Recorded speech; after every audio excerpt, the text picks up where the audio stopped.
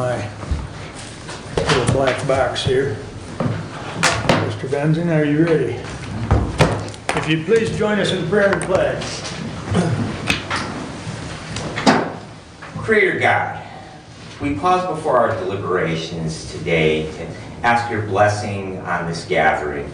Give us wisdom and help us to make good decisions for the benefit of all the citizens of our county. Lord, we thank you for this day and the sunshine with it, and we ask that you watch over those during these cold days that we have ahead of us. Again, Lord, we thank you for all that you bless us with. In your name, amen. I pledge allegiance to the flag of the United States of America and to the republic for which it stands, one nation, under God, indivisible, with liberty and justice for all.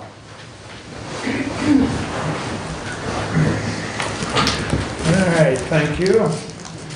And we will have first call out to public comment. We will have two, one now and one at the end of the meeting. Anyone wish to address the board at this time? Please. Hi, I'm Carla. If you would, up to the podium and identify yourself. Yes, sir. Good morning, everybody. I'm Carla Adams, Ward 4. Nice to see everybody. But I am here on concerns to the people. It's my understanding, as I live in the city of Hillsdale, that my taxes are high. They're tapped through the city, but the commissioners at any time can come and raise my taxes. I live on a fixed income. I used to pay my taxes. Now I have to file for poverty tax exemption. I support a daughter, and my husband is currently disabled as well. So when we take citizens like this, which could be our seniors or our underprivileged people, and we start taking their property away from them or making it almost impossible for them to live, it's very concerning to me as to why you would need a raise. I don't know if anybody took a look around, but the only reason this place is open in my heart, I believe, is because Adam Stockford kept it open. I understand that the commissioners wanted to lock it down, enforce bioweapons upon people in order for them to leave, take away their voice, and you gave the community health agency raises, which I was completely against. It will come out that this is a bioweapon, it is experimental, and I have proof that Patrick King versus Canada, he actually took Deanna to court. I have that Supreme Court case, and I got a paper from HHS, I was here last time with it, that says there is no isolation of COVID-19. So the restrictions that you put on people and keeping their businesses closed, in my heart, didn't save anyone. It actually destroyed this place. And for you to sit here and ask for a raise after giving community health agency, which is the major part of this, unelected, I mean, I have to start questioning where your authority lies, where your respect lies, if it's for the people or for your paycheck. Donald Trump went into office for 4 years, he did not get paid. Why? Because our country was in shambles. And here we are, sitting and acting like we deserve everything. We work under God, and God puts the poor first. Thank you. Thank you. Anyone else wish to address? Please. My name is Matt Yoder. I'm here with Waldron Communications Company. I do understand that Mr. Leininger has got me on here in Section D. Unfortunately, I'm on a time crunch, so I just thought I'd speak during the public comment. Our company is applying for a USDA grant to build out fiber optic broadband to, I don't have an exact number yet, homes, just based on supply chain problems and such. But the grant would help us get fiber optics to a lot of people that currently don't even have an internet option. And that's going to include parts of Amboy, Ransom, I believe Jefferson, and then Wright Township, as well as maybe some places in Lenawee County and into Ohio. So I'm just here looking for support. I know that our peers at, DMCI are also looking for support to do the same. So we'd appreciate it if we could get support from you guys. I provided Brent with a letter to consider, and appreciate it. All right. Thank you, Matt. Thanks. Anyone else wish to address the board? Good morning. I'm Kelly Mapes. I just want to also talk just a second about a possible raise. The only thing that I ask out of the group is that if we're going to consider raises, I hope we have sustainability and you can, you know, allow the public to understand how we sustain raises in the future. And I mean, public comments after that, so I kind of wanted to talk a little bit about that, where the money is going to come from in our money crunch times. I just can't wrap my hands around it personally. The other thing is I worked at the health department for 29 years and we would get sometimes no raises and maybe a penny. And I can remember when they would tell us, you're getting a penny raise. And I would think, and I never worked there for the money, I worked there for the health insurance. And I loved my job. Loved every second of it. They told us we would get a penny, and I can remember walking down that long hallway thinking, that's just like getting shit wiped in your face. Like, keep your penny, don't waste your time. So I sat in on another meeting, somebody got a raise. We're talking about raises, and there's a lot of raises taking place, and I see a lot of money funds coming in. I just want to know about sustainability, and I think also with that in mind, when you guys are giving somebody a penny and 2 pennies, just remember that person's walking down the hall thinking you just wiped shit in their face. Because that's what it felt like. So as we ask for big raises, remember the people that are doing the work and the frontline workers and people that go to work every single day for that paycheck. Pennies aren't worth it. So as you guys are asking for raises, I'm sure you're worth the money. I'm just saying let's talk about sustainability and let's think about other people when they ask for raises that you oversee. That's all I have to say. Thank you. Anyone else wish to address the board at this time? Stephanie?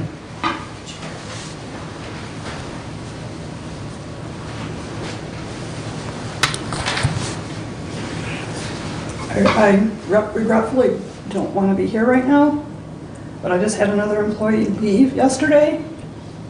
It makes me very sick to my stomach. I don't know what we're going to do. Why did she leave? She got her schooling paid for from another job. You can't begrudge her that. I'm just at a real loss.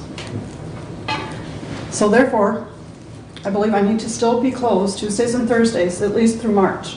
I don't have anybody that I can count on besides Tamara and the new girl, which is Sarah. And Diana is going to be gone on vacation, which she typically takes in February. In March, she's only going to be able to work half days. So that's going to be the situation at least through March. Thank you. Okay, thanks for the update, Steph. Anyone else at this time? Good morning, Bob. Thank you. I don't know what the finances are. I'm listening to it. I'd love to get involved a little bit. I can't get in this game anymore to follow up on the stuff that's happening. But it is, as Stephanie was making her remarks, the state of Michigan, I think maybe some have realized that the Department of Transportation, or what do you call that, the DMV, has the call-ins, so that appointments are being made so that she could either, they can check out how many people would come in on a certain day and allow her to not crunch the staff, but possibly use utilize that as a factor for payments as well as, you know, their employment. Again, I know very little of what's going on anymore. I've been on vacation, long one.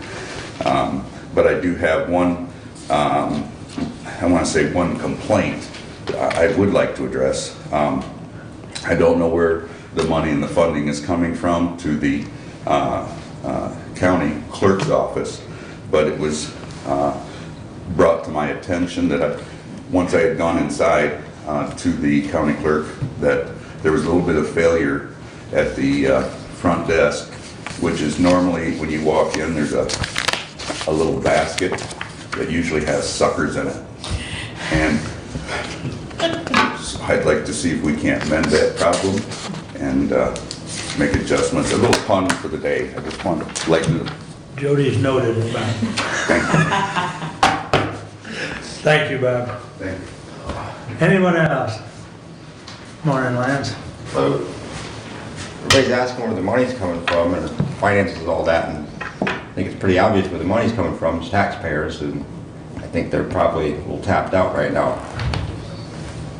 Thank you. Anyone else? All right, thank you.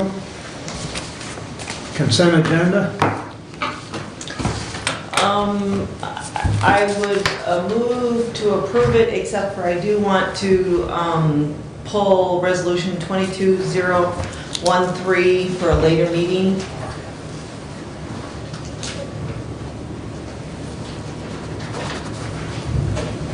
Support. Moved and supported. Any other additions or corrections?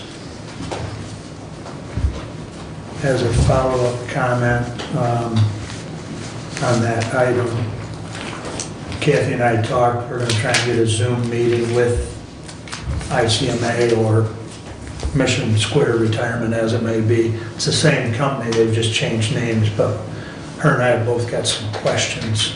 So we're going to get that taken care of, hopefully before the next meeting, so, and then it'll be back. But, all right, anything else? Hearing none. With that item pulled, all those in favor of the consent agenda signify by saying aye. Aye. Opposed, same sign. Correspondence is listed. Any comments on correspondence? None at this time. I will have some underneath some of the reports. All right. We can do that then. Anyone else? Regular agenda. We need to add 22-018 underneath the human services under my report, and that is letter of support for DMCI broadband. And then I would move to approve the regular agenda as amended. Support. I believe everybody got a copy of that 22018. Okay, thank you. Any other additions or corrections? Hearing none, all those in favor signify by saying aye. Aye. Opposed, same sign. All right, Randy, you up.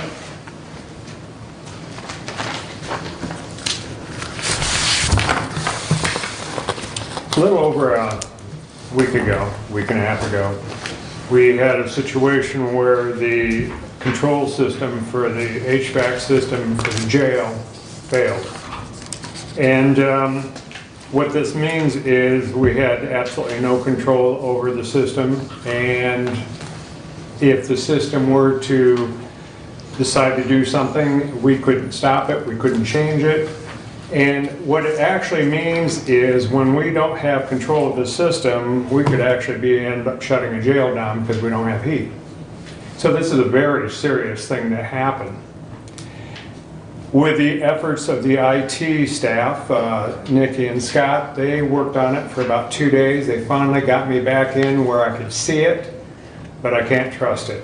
There's corresponding numbers that just not working. So what I'm saying is this system is 14 years old. This is an old Honeywell system, and it's time to be replaced. And as I said, this is a serious situation. We already had bids or proposals for the work to be done by the same company that put in the control system to the courthouse, okay, Night Watch.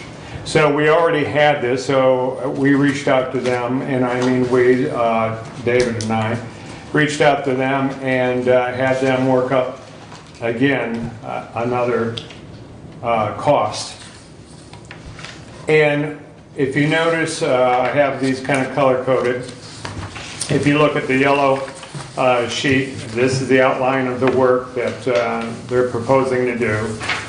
And of interest is the very first one is to provide a demo out of the courthouse. And what they're proposing is taking the Honeywell, or not the Honeywell, but the Johnson controls, that were in our system and that we no longer use, pull those out, use those to put it into the jail to create that system. What it does saves us a bunch of money.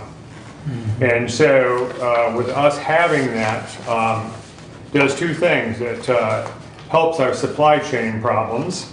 You know, we already have the stuff on hand, obviously. And number two, it's the cheaper cost. You know, we don't have to go out and buy all this stuff. And so the yellow there is the scope of work. The pink or the red is what that is as a supervisor software. And what that does is it ties together the jail with the courthouse. They both would have the same system, so we'd be able to tie the two together. And it was our desire to eventually have the annex tied into that system also. And so we'd be able to just have one system, pull it up, look at it all. This is kind of important too, because right now we have 6 different systems and you have to learn 6 different control systems, and it's an absolute nightmare for somebody to step in and try to learn this. It's not a big deal to me because I've been, as they're added on, I learned the new one and I've got the old one, and so, but to throw this all at one individual to relearn this is virtually a nightmare, so, especially the older Honeywell system. So what this does is it ties the two systems together, and it eliminates that issue of having all kinds of different systems and us trying to control them all. The last sheet, of course, is the cost. The cost of this, I'm figuring right at with the Supervisor Software and the upgrade, you're looking at $32,929. I suggest 10% overage. You always cover it for change orders. So I'm talking $36,221.91 for this project. And I'm coming to you to get the money to go forward.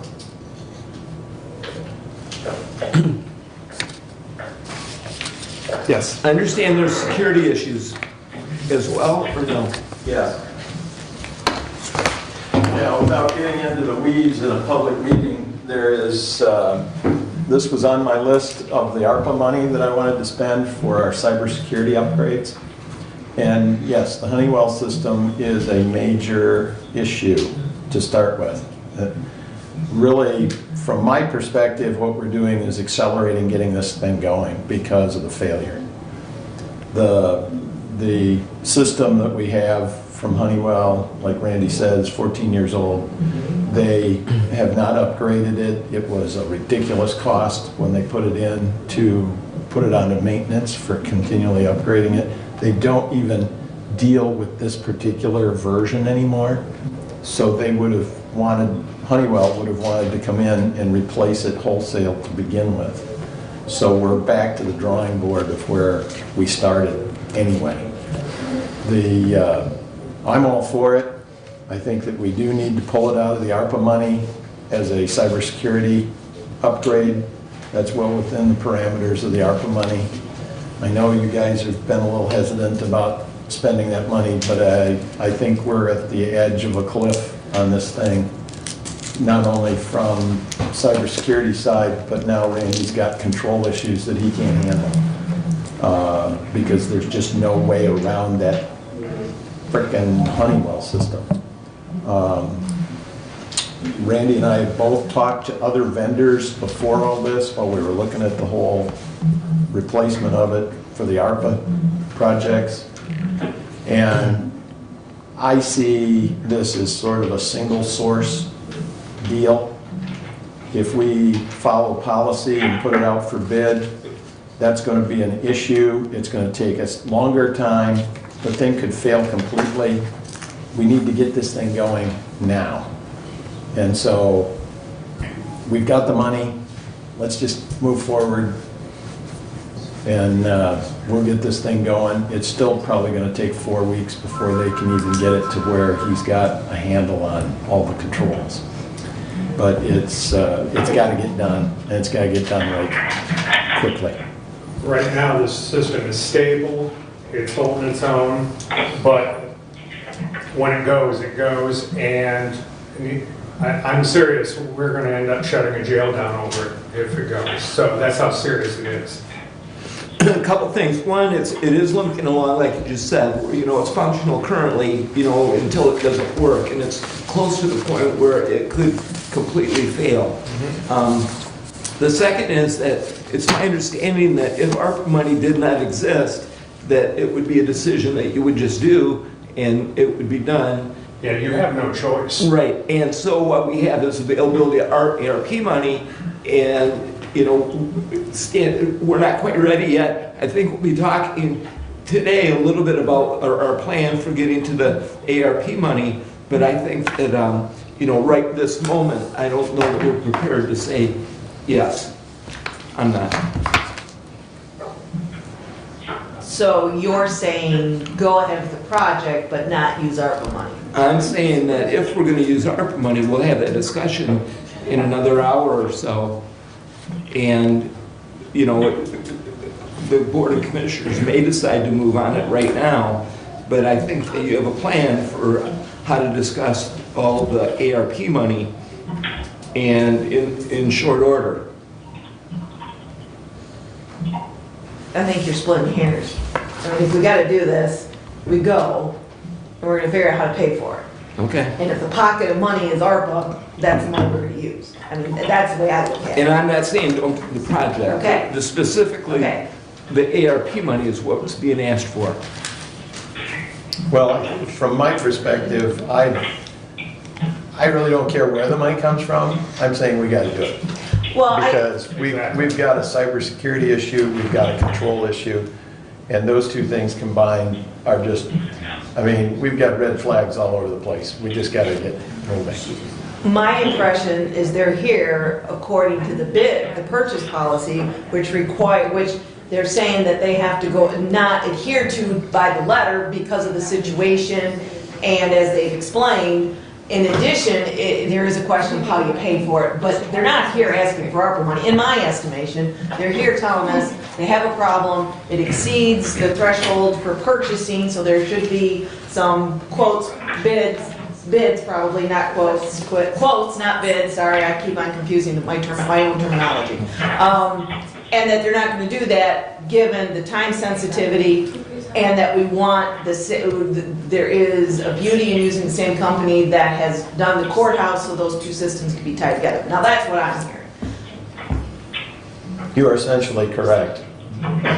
My suggestion is the ARPA money, but that's your problem, figure that out. Right. What I'm saying is, Right. we gotta spend $32,000, Right. and we gotta spend it now. Right. Exactly. And you don't have money in either of your budgets to cover it. No. And- That's what I'm hearing. And specifically, according to the purchasing policy, you will need to make an exception Yeah. with a motion, so. Can I say something? Brad, go ahead. Thank you. My comments are going to be from two things. Number one, the historical perspective, because I and Randy both joined county government about the same time when that system was handed off to us. And I can remember Parkhase's comments about how that system was going to, and they were going to write us a check. And it turned out we wrote them a lot of checks for an ongoing maintenance thing. Randy, I remember there was some discussion, we were actually going to have to buy a Honeywell box to be able to program that silly thing. And just looking at it from the HVAC side of the house, which I do have a reasonable background in that, the idea of having a common control system, because today in that world we look at buildings and systems and air handling and air management and temperature management and humidity management from a central location, doesn't matter where it's at, and the ability that you're on one system rather than multiple systems, especially a proprietary system like Honeywell is, where nothing but their stuff will work or play in it, it just makes overall sense. So, the idea of getting on a common control system, to me, just moving forward, especially because someday, Randy and I are both going to retire, he's probably before me, but handing it off to somebody else, having not 4 different systems to learn, again, just makes a tremendous amount of sense. But I guess that from a standpoint of how we're going to pay for it, I agree with Commissioner Schmidt. You know, it's like our courthouse roof. It doesn't matter if we have ARP money or not. We still have a leaky roof. We still have a control system at the jail, which means we potentially might have to go pay to lodge prisoners someplace else or let them go, which neither are real desirable. So I think it's just one of those cases where we gotta step up, and we gotta find somewheres in a $13 million budget, $36,000 more than we had planned on, and get this thing done. And so be it now, as we figure out what happens with our money, then if we want to allocate some back to that, that's fine. But regardless, we need to move forward and get this thing fixed. And I think the budget committee and Derek can certainly figure out where that 36 is coming from and bring that back to us. And it very well maybe Yes. ARPA money, so. Well, I would say if we, excuse me, Randy, I'm just a simple old farm boy. Brought it up this morning with the old, mechanical tractor. I see that. The right color too, Not common. And, you talk about the centralized control. Why don't we just go back to a simple dial thermostat on the wall to control that system? Anyone have any more cyber? We ain't got to worry about cybersecurity there, David. That's what this whole thing is. Controls won't work. That's right. You have too many moving parts for thermostat to control it. Yeah. You have air handlers, you have makeup air, you have dampeners that open and close to mix the incoming air according to the temperature, so I'm not dumping 40-degree air on prisoners. You have that going on. You also have dampeners that close because of CO levels. That system There is controls- so much more going on than just temperature. Okay. Yeah, unfortunately, this is not a house where you can stick It's a not just the thermostat. thermostat controlling the boiler, it's controlling all those other things. Correct. There It all works in concert with each other in order to keep it. In the Honeywell Bizarre. system, there are over 300 control points.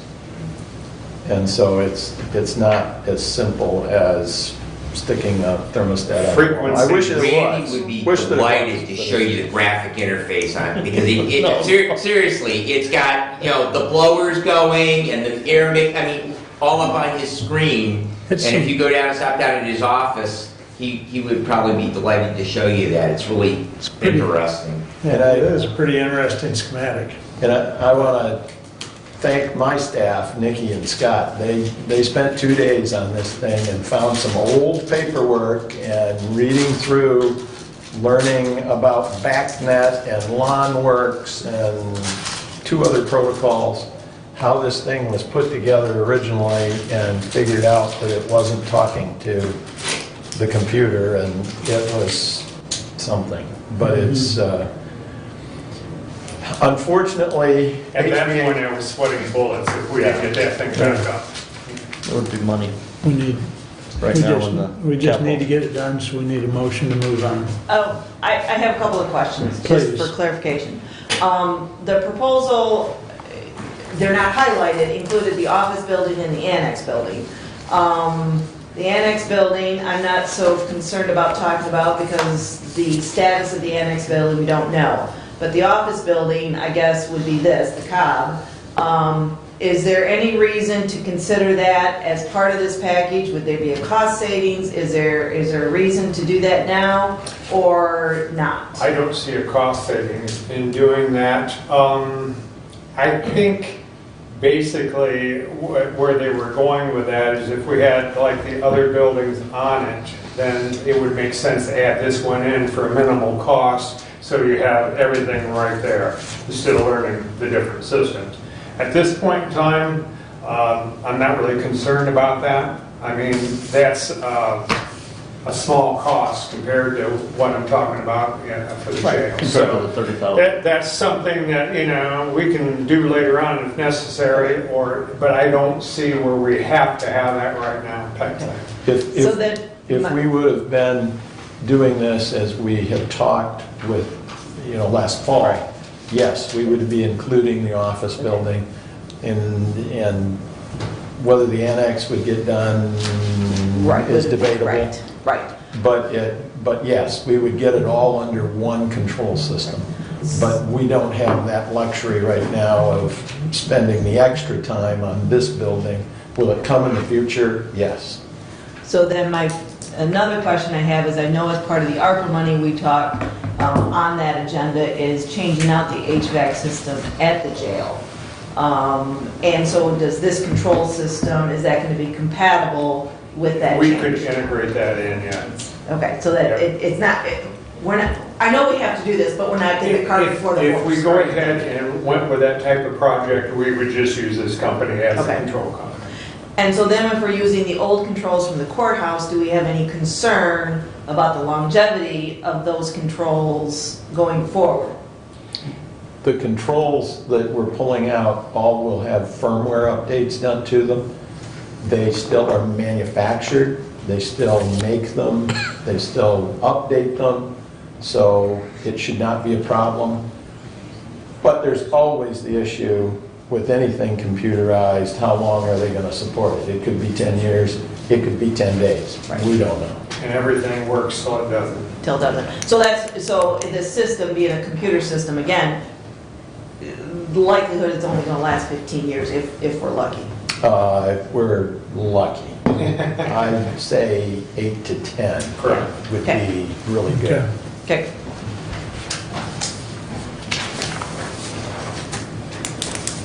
Any more comments? I'll entertain a motion. I'll move to approve spending $36,221.91 for the control system at the jail as outlined and discussed. I think we've discussed it a lot, but I'll allow one more round if anyone wants to make a final comment. Will this be followed up with a resolution or? It should be. It should? Yeah. It should not. And at that point, do we have to say how it's going to be paid for, or that's not really necessary? I mean, I guess I would rather that be in your motion that it come out of the capital improvements. We can do that. I don't know that there's enough money to pay for it all, so again, it's a matter of moving monies in the right direction. But we're not going to do that today, so. So do you want to amend the motion, or, and I'm friendly with that, to say that it's going to be paid for out of the capital improvements fund? Support is friendly as well. And that's not saying that there's actually money there for it, so again, we'll have to figure out, just what is in that account and how much more we need. The budget is just that, it's a budget. We can Correct. reallocate funds as Right. needed throughout the Right. year. Well, and as been pointed out, we really don't have a choice. If we're gonna keep the jail operational, we have to figure this out, so. So I think follow up with the resolution, you can either, Yep, I will talk. talk to Derek, Yes, the talk to the budget will. committee. Yes, the budget committee will come back with a recommendation of where the money's coming from. Thank you. Anything else? All in favor, signify by saying aye. Aye. Opposed, same sign. I'll get this signed and get it going. Thank you. Thank Randy. you. All right. Keith, without further ado, you're up. Thank you very much. Happy belated holiday season, New Year's, since I haven't seen you in a few months. I wanted to bring to you our stats that we did here, our data from October 1st to December 31st, to let you know where we're standing, where we're at. I'll start out with hospital transfers. Throughout that 3 months, we did 32 stat transfers. Interfacility immediate and non-immediate transfers were 114. Transfers handled on non-transfer days, on days that we weren't supposed to be doing them, 72. Transfers handled on scheduled transfer days were 42. Missed transfers due to not having staffing levels where we're supposed to be at was at 8. We missed 8 calls, 8 transfers in those 3 months. Our average emergency response time, this is for non-emergent and emergent responses, is 10 minutes and 59 seconds. When you look at our staffing levels, we're still working on trying to get our levels up to where we're at. We have 9 full-time medics, 8 are cleared, 1's in the training program. We have 5 EMTs. We have 2 employees that were in the pre-employment phase, but one of them's a medic and 1's an EMT, so we're going to be getting them through the process. Casual staffing paramedics, we have 1, and casual staffing EMTs 11. So we have quite a few part-time employees, but they're only required to work 24 hours a month. If you're keeping track of our staffing levels, you may see where we're losing some staff, and a lot of that is related to them not keeping up with what we're expecting of them to do. Training, if they're not keeping up, we changed our policies to where they have to work 24 hours a month. It used to be 24 hours in 3 months. We're tightening it up a little bit because of staffing levels, so we're trying to get our employees to work more. Recruitment and retention, you may have heard us out there on the radios. We started running some radio ads during the holidays, trying to get people to come. We actually picked no one up from that. So we were advertising in Coldwater, which went up, Branch went up to Grand Rapids, Adrian, Lenawee, Ann Arbor. Not one phone call from advertising, and that was 4 radio stations. Lost 5 employees due to that. Calls for assistance outside Hillsdale County. I'm not sure how much you're following on it. Still, the staffing shortage throughout the country is getting worse. The local areas around us is getting worse. We're actually holding more water than they are, so we're doing better. Transfer requested outside of Hillsdale County was 11. So the calls keep coming in to us, and we're turning them down. We're not going to take a transfer outside Hillsdale County. 911 calls come in from outside Hillsdale County, which is pretty much Branch and Jackson County. For us is 8. So we've taken 8 calls. We've changed our operation plan on that as well. So if we're down to 1 ambulance, we will not be available to leave to help another county. We're going to stay in our county and keep our county protected. The year's total is a little different than what they were playing on the radio, but this equates to 911 calls, transfers, and the wheelchair, because we do the mobility transports, and fire standbys. So RU handled 4,289 calls. That's related with wheelchairs, the mobilities, and fire standbys. Throughout the year, we missed 257 calls. It's quite a bit, it's significant, 257 calls, but when you look at the total amount of calls we run, it's not that much. It's not that bad, realistically. The other ambulance service might beg to differ because they're coming into our area 257 times. But when you look at the length of time of transports that we have, which are 4 to 6 hours, and when we're picking up, like in this 3 months, 72 additional transfers, that's our crews leaving on transfers outside our transfer days. So they come into our area and run 911 calls, we take their transfers for 4 to 6 hours. Other than that, that's what I have. Is there anything you'd like me to explain? When you say outside agencies, is that the other, like Waldron and Hudson and those ambulance services, or what are the outside agencies?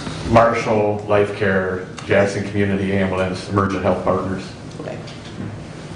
Thank you. Any other questions or comments? Keith, just to circle back with what you said, that the problem is across the state, across the nation. MY had a story about Washtenaw County recently, missed calls there, the ongoing, the long waits. I know I ran a call with your echo medic. Thank you for having at least an echo medic. And we actually signed the patient off, but we were there a fair amount of time, never got a transporting unit. So I was glad to have that echo medic there to back me up, because my department was short enough, and I was the only, staff member from my own department that was able to be there. So, that I can't, support you enough in, that critical shortage of personnel, and it just doesn't seem to be getting any better. And I don't know, money. We always talk about paying people more money. We've addressed some of the pay issues just across the board everywhere, and that doesn't seem to be it. I don't know if it's burnout or just all had 2 years of pandemic and living in that environment. But I really don't know, and I commend you and your staff for everything that you do, because it certainly is a very, very trying time to be in EMS. So thank you. Thank you very much. I know our Echo unit is providing an ALS coverage, so it is a paramedic with all the equipment that we have on there. We just don't have the additional staffing to make a full ambulance for transporting, but we are sending out when we are short-staffed. We are, majority of the time when the other ambulances are coming in, we do have an ALS Echo unit sitting there treating the patient. So we're doing what we can. Our staffing levels are getting better. We're, like I said, we've got more medics than EMTs. We have a couple plans in place. I think we're going to get there. So we do offer a little bit, little things different than a lot of the bigger services do at our service. But I think we're going to pull out of this in another year. I see us going down the right path.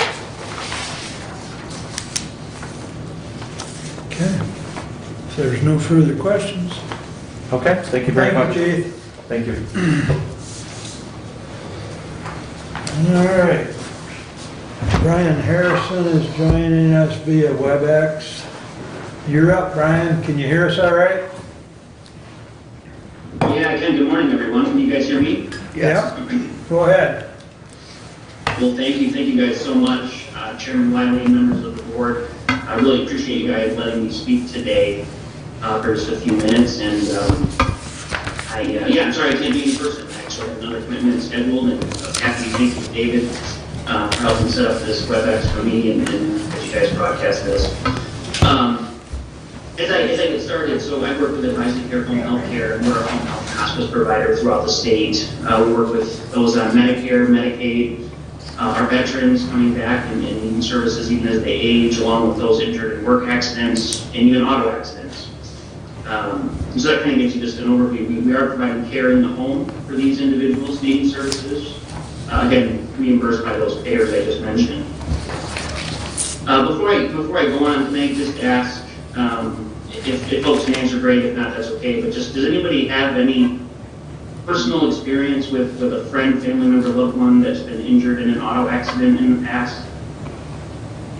I don't know if you guys can answer or not, but if not, please just think of those individuals as I share a little bit. So one of the things that we have been very much involved in over the last year is speaking with our state legislature. And the reason being, in 2019, the state legislature passed the 2019 Auto Insurance Reform Act, which was geared at reducing auto insurance rates for Michigan drivers, which of anybody we're very much supportive of, and I think most of the board would also be supportive of, and thinking that, yeah, we should pay less for coverage here in Michigan. That being said, doing the work on the other side of those claims, caring for folks who've been catastrophically injured, whether they need a home health aide or a caregiver with them to stay at home. Doing that work, we saw a lot of other companies and others permitting and using fraud. So that being said, we support the system needing something to be changed, and very much are supportive of the regulations now that are in place because of the 2019 Act that our state legislature worked so hard on.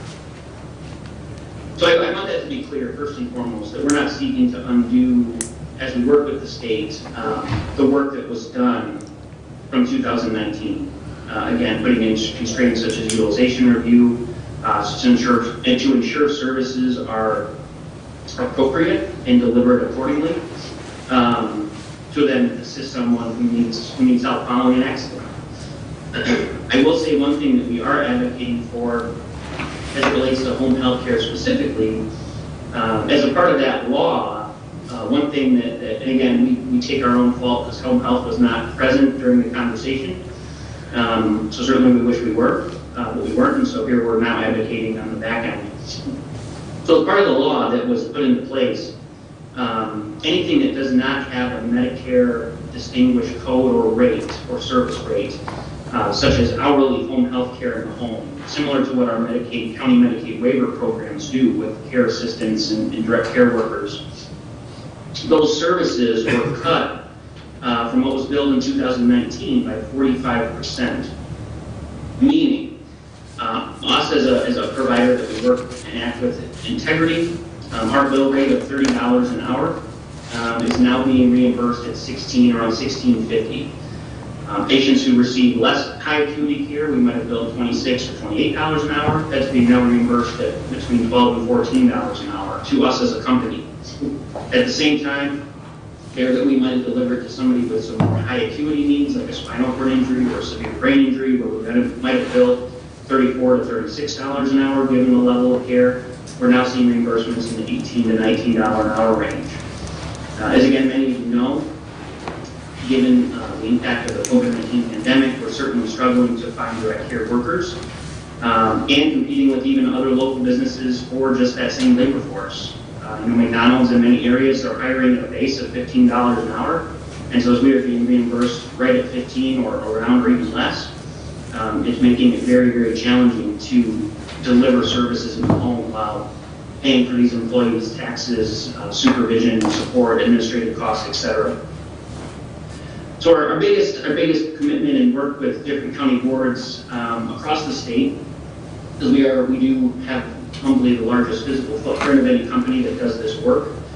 We have worked with several clients down in the Hillsdale County area in the past, and so wanted to reach out to the board again to just draw awareness to this issue, and in the hopes of potentially even today or at another meeting discussing a possible resolution that the board would consider just urging the state legislature to act on something that, again, believed to be missed in the initial discussion.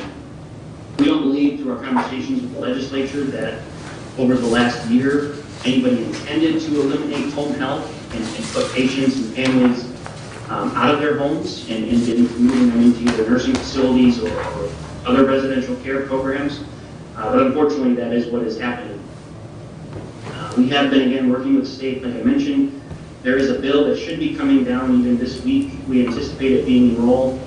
And our position isn't necessarily that we're asking the board to support that bill specifically, but just to be aware and encourage the state that this is a true issue that families and providers such as ourselves are facing as we work to take care of these people that depend on us.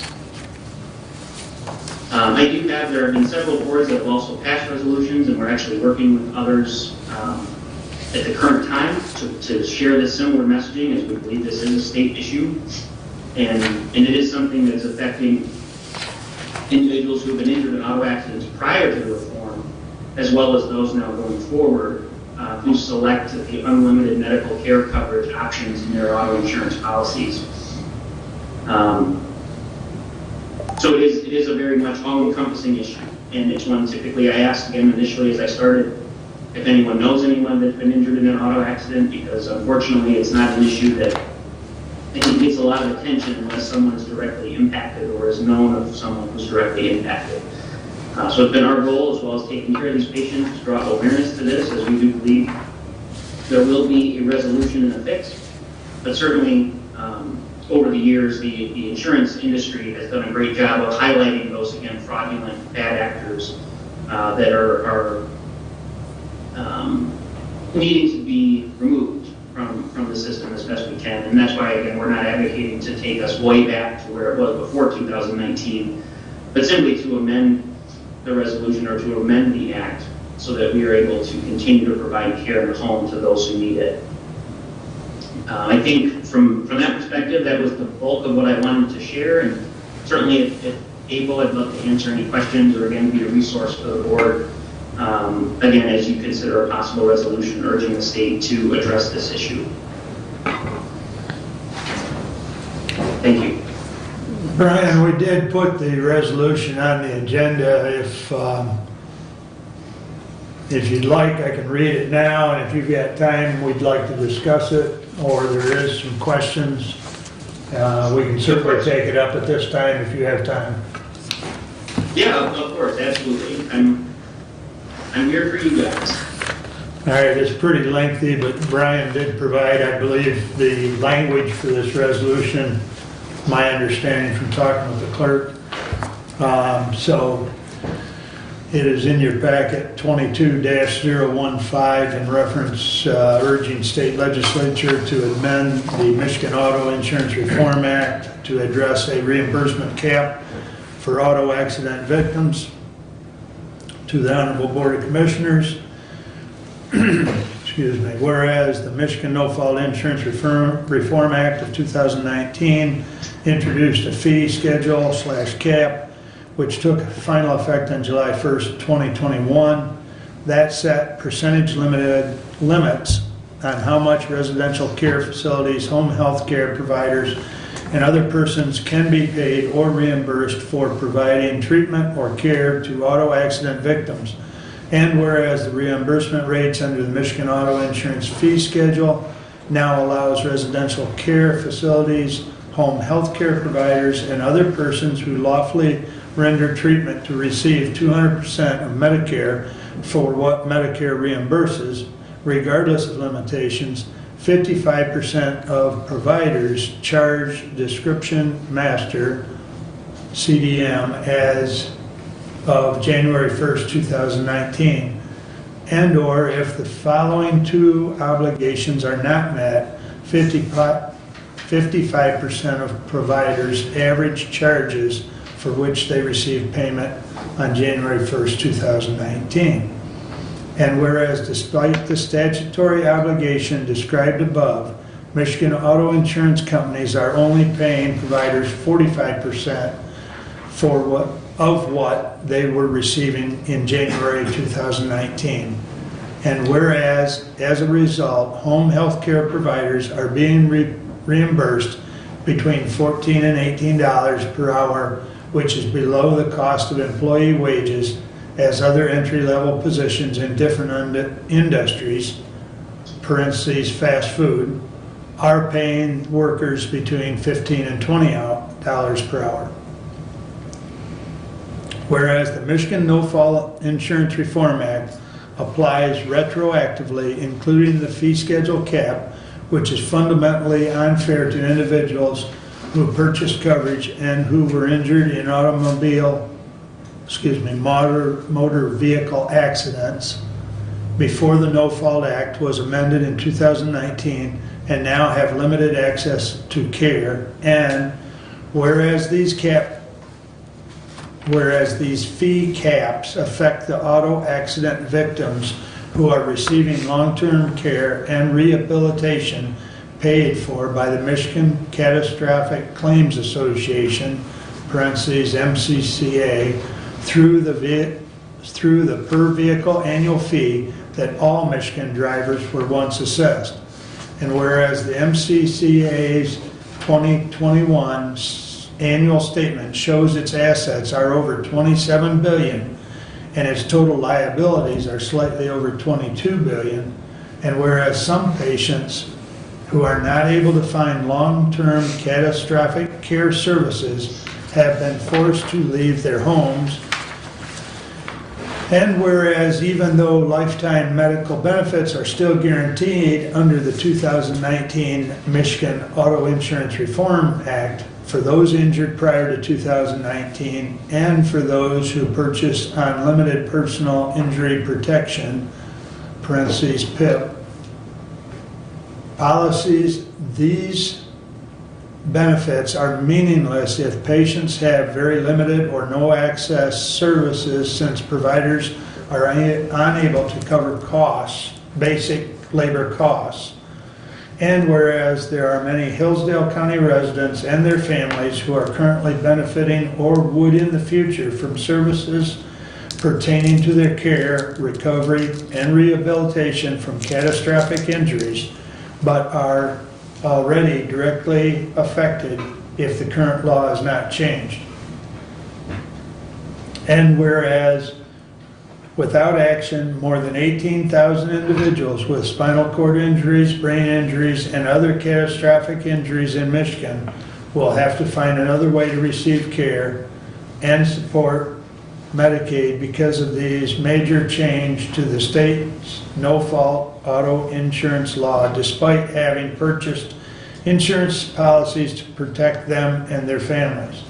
Whereas this is a humanitarian crisis born from a government-mandated price fix, and that only the legislature can undo, and now therefore be resolved, the Hillsdale County Board of Commissioners hereby urges the Michigan legislature to amend the Michigan No-Fault Insurance Reform Act to address a sustainable reimbursement cap based on existing governmental pay, parentheses, Medicaid, Veterans Affairs, etc., for residential care facilities and home health care providers who provide necessary care to auto accident victims in order to uphold these benefits that have been paid for by the survivors who currently are receiving and will receive long-term care when purchasing an unlimited PIP auto insurance policy paid by the Michigan Catastrophic Claims Association. Be it further resolved that Hillsdale County Clerk is requested to forward copies of the adopted resolution to the Governor of the State of Michigan, the State Senate Majority Leader, Minority Leaders, State House Speaker, and Minority Leader, and members of the Hillsdale County delegation to the Michigan Legislature. Respectfully submitted, Mark Wiley. Can I get you a glass of water, Commissioner? I should have brought a bottle of water today, Brian. I need a support if we can discuss, please. If you so choose. Thank you for reading the resolution in full, by the way. Yep. I'm waiting on a support. If there is no support, it'll die for lack of support there, Brian, per rule.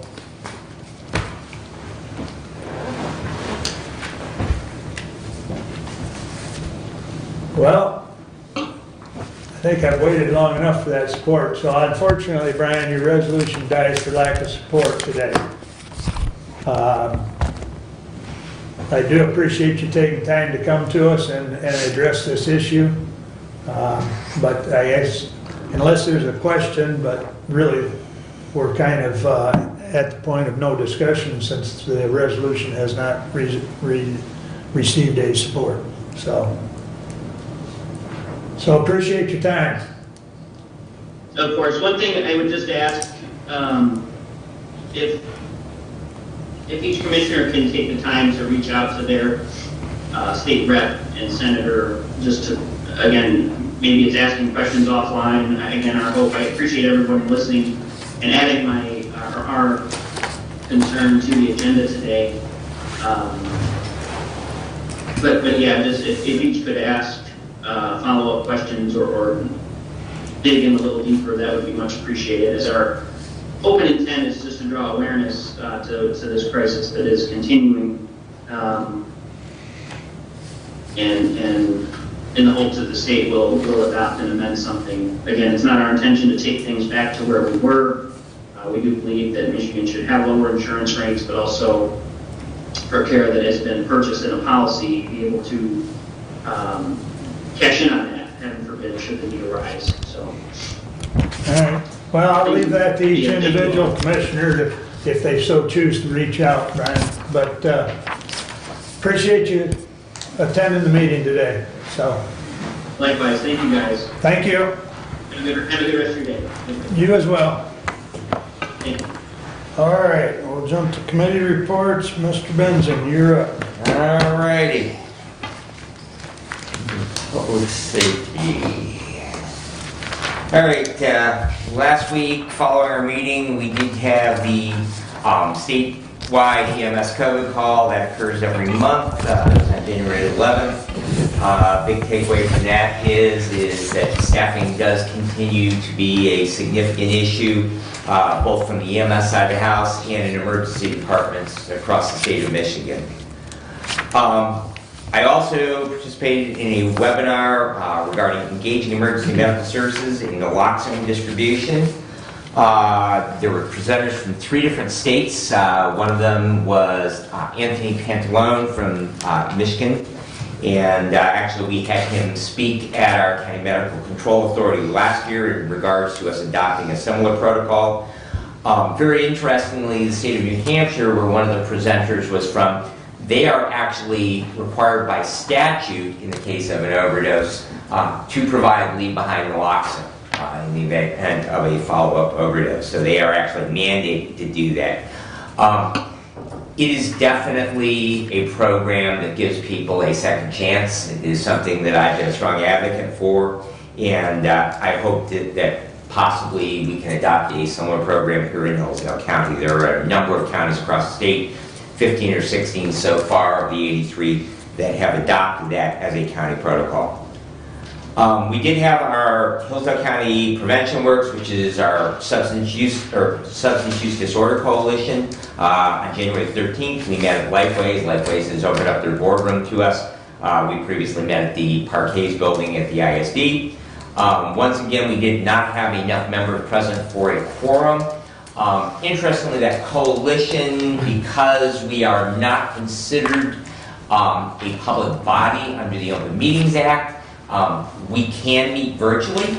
However, our meeting rules, our board operating rules, don't allow for virtual participation. So we need to get enough members there in order to amend our operating rules so that we can allow for virtual presentations. So we're hoping at our meeting for next month in February that, again, we're going to try and get that done. One of the things that we did discuss was we received PA2, which is a convention facilities tax dollar. We get $5,000 a year for prevention programs here in Hillsdale County. One of the things that we are actually mandated to do every year is to have at least one attempt by a minor to buy tobacco products from one of our county tobacco retailers. And so we actually have to do one attempt per year and document that. So we talked about what possibly some of the other uses for those prevention dollars. One of the things that's been done in the past has been a unwanted prescription medication disposal program. I did speak with the sheriff following our meeting, and the sheriff's department actually does accept those medications. So if you are approached by a constituent that is asking how they might dispose of unwanted prescription medications, a lot of times they will have a family member who is deceased, they're cleaning out their house, they don't really know what to do with those medications, and it's not something because there are concerns if you simply put them into the wastewater system that then we end up with traces in groundwater. And so you don't want to do that. They need to be properly disposed of. But they can be taken out to the sheriff's department. They will provide a Ziploc baggie for those to be poured into out of the containers. They will make sure that the containers they were in are properly destroyed so there's no identifying things on them, and they will see that those materials are properly disposed of. However, we would like to increase that because some people are a little concerned about going to law enforcement with those type of products, and so consequently we are looking at partnering with some of our county pharmacies in order to have a program. There used to be a thing called Yellow Jugs that died for a lack of funding, and so we are looking at utilizing some of those dollars for that program. I did meet with EMS, or Emergency Telephone Services Board Director Whitaker, regarding the 800 megahertz radio project. It was really more to bring him up to speed of where we were so far with that project. We will be meeting with a couple of the vendors later this week. We have a meeting on Wednesday and a meeting on Friday. And basically that will be to work towards actually developing a formal quote for a system for Hillsdale County. We are also, Tom and I discussed the need, we are at the point where we need to start bringing in the stakeholders in the project, and so we will be assembling a group from fire, EMS, and law enforcement, as well as Commissioner Ingalls and myself, and representative from Central Dispatch, probably Tom, and that they will be working with that, with the two vendors to actually see what our system requirements will be, as well as what the individual departments will need, with the intent to bring some form of a proposal back to this board by our last meeting in March. So that's the timeline that we are operating at this point. I did attempt to attend the meeting of the River Raisin Watershed Council that was set up for a Zoom meeting. Unfortunately, because of technology issues, they were unable to host the meeting, and so they did not take place, and they will be rescheduling it. That was supposed to be on January the 18th. The County Fire Association also met on the 18th. There are 16 people enrolled in the County Fire Academy that is taking place this year. The Fire Association is also purchasing a 20 by 30 foot flag. That flag can be hung between the two towers that we have. We have a ladder or tower in the city of Hillsdale, and the city of Litchfield also owns one. You may have seen pictures in the past where they do for firefighter funerals or other events where they will take and hang a flag like that between the two towers. And so that is being purchased with funds from the Fire Association that's generated via the dues that the various departments pay for that. They are also applying for a grant for a fit testing device. Every year by NIOSH standards, firefighters are required for their SCBAs to make sure that their respirator masks fit correctly. And so is a device to utilize that. There's a very primitive thing where you can fit test with a hood, and then basically they use saccharin, it's very bitter, and they induce that in and make sure that you have a good seal. This device, though, it actually has adapters to work with, so the various types of masks that fire departments will have, and it will be available then, if they receive the grant, for all of the 14 fire departments in the county.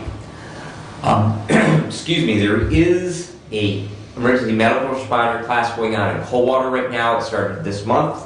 It was announced at the Fire Association that participants in that, if they wish to bridge to EMT Basic, there will be a bridge class offered at the conclusion of that. So there will be some additional study time, and that will then prepare them to take the EMT Basic exam rather than the EMR exam. And so there would be, of course, an additional time commitment and an additional cost to do that. The 911 board did meet on January the 19th. They're still having issues with the light on the tower out at Central Dispatch. That's the one in the industrial park out by the water tower. They had someone climb up there. They thought it was actually the lights themselves. That was not the case. It's evidently whatever powers them. And so they are continuing to work on that because it's a tall tower and they're required by FAA requirements to have lights on that. So hopefully they will be able to get those up and going. They are looking at quotes for new dispatch councils. The councils are what the radios actually sit at and the dispatchers sit at. The ones that we have right now, we actually purchased secondhand. I think that it came actually from Lenawee County when they updated. That is a budgeted item. They have money in their budget. It's a pretty expensive piece of furniture. There are companies that actually make that product. And so they are looking at it. One of the that is a budgeted item. However, because of the county purchasing policy, when they do decide on a vendor for that, that will come back to this board for approval, as we have in the past with other large dollar items. The other thing that they are doing is the chairs that the dispatchers sit in. Those have to be replaced on a somewhat regular basis. They have about a 3-year lifespan because, number one, they're used 7 days a week, 24 hours a day, 365 days out of the year. And so the foam in those chairs gets compacted, the arms wear out, they get broken, wheels, they have problems with them. So they are actually going to go to a leasing program for them. There's a company that specializes in those kinds of chairs. And so again, they're ergonomically so they can adjust them to the individual dispatcher. But by this leasing program, basically, if anything breaks, they'll come and either fix it or replace the chair. And so effectively, they will constantly be renewing their chairs. It's a 3-year lease, and they will then evaluate after the end of 3 years. But based on the numbers that they have seen, it is actually less expensive to do that than it is to buy actual new chairs every 3 years. So hopefully they'll be saving some money for that. And they also did renew their contract for the Smart 911. So that's basically where you can text to 911 as well as voice call to them. They did renew their contract for another year. And they did ask that I would remind everyone that they do still have some openings out there. They are constantly accepting applications. So if you know of anyone who might be interested in a position working at Central Dispatch, they would be delighted to hear from them. And that concludes my report unless you have questions. Any questions for Brad? I do have one question. The stakeholders for the 800 megahertz Yes. radio system, the sheriff's office isn't going to be part of this? Yes, they are. Okay. Yep. Nate Lambert will be there for our meetings this week. Perfect. And so they definitely will be part of it. So thank you. All right, good news. Anything else? All right, thank you. Doug? Request 5-minute recess. I can deal with that. Thank you. Thank you. We'll reconvene at approximately 10:20.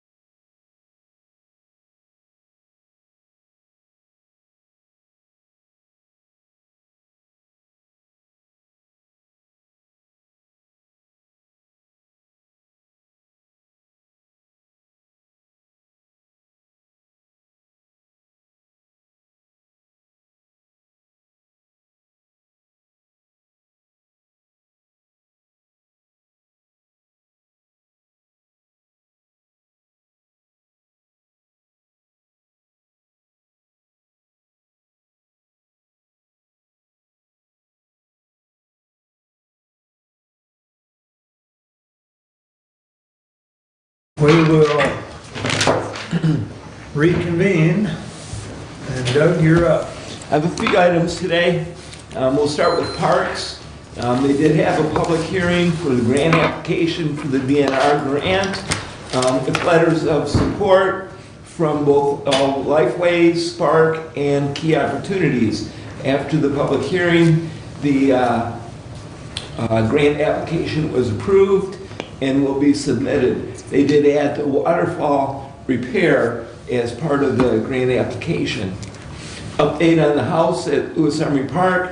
K&T construction has begun downstairs repair, and Steve the painter is currently painting the upstairs of that house. More